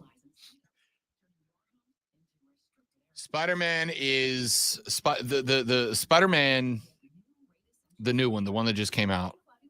Right, was- right, Steven. The director says that's on purpose. I think that's a way to get out of, bats. He says it's Barry's perspective, which you can see that. It's just and it has me concerned because he's directing the new Superman movie. I hope he doesn't have that same kind of. Yeah, don't do that in the Superman movie.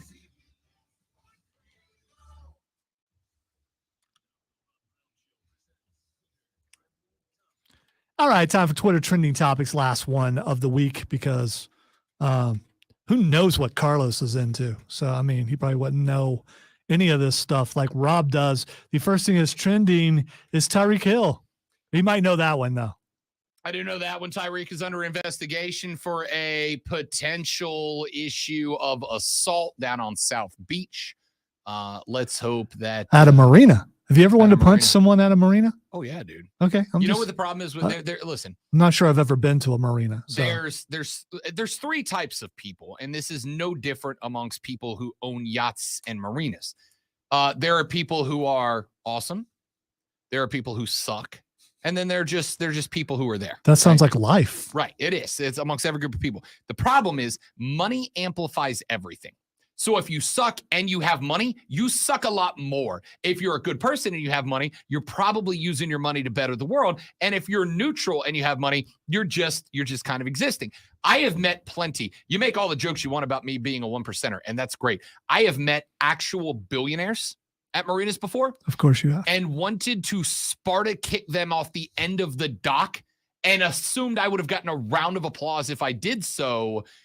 That being said, Here's the difference between me and you. Don't be an idiot. Yeah, if I meet a billionaire at a marina, I'm going right this way, sir. Again, I have met one No, billionaire. because I'm working for them, whereas you are a hobby. I understand.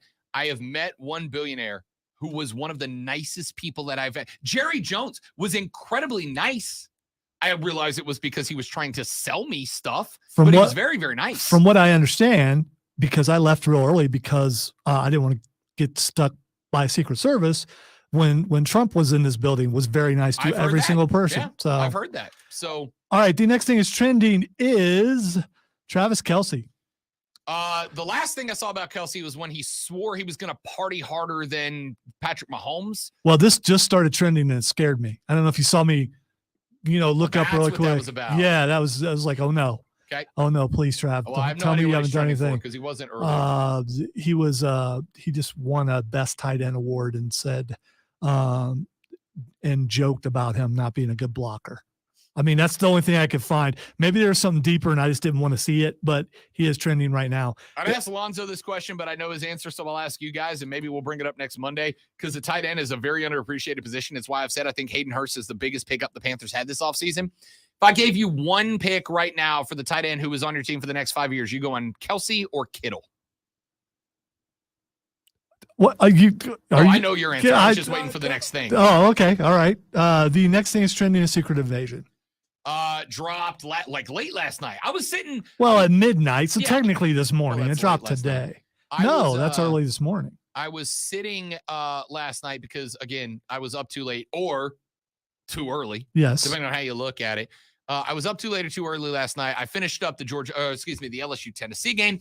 Then I finished up the Dodgers Angels game, which was great. Then I finished up the Giants Guardians game, and by that point it was midnight. And I get ding ding, and I look down, and it was my Disney notification telling me episode 1 of Secret Invasion dropped, and I'm like, I have to save this for the plane ride.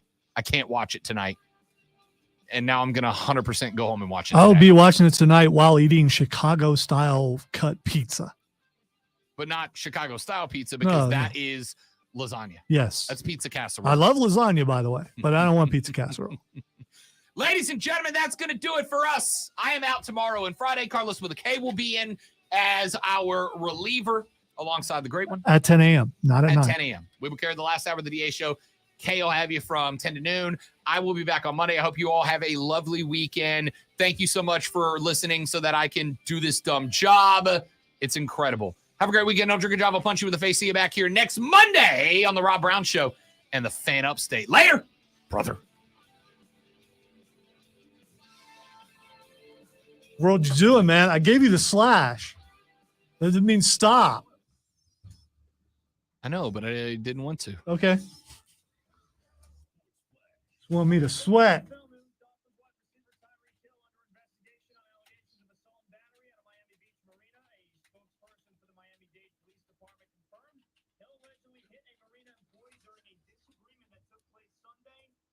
Oh, you can't hit an employee. If you punched a yacht owner, I'd be like, okay, give me the story. Let me have the story. By the way, that ended up being almost perfect. So you just got lucky. That's You're welcome. No. I didn't get lucky. I got good. I apologize for not appreciating your skills. Thank you. I wish more people would.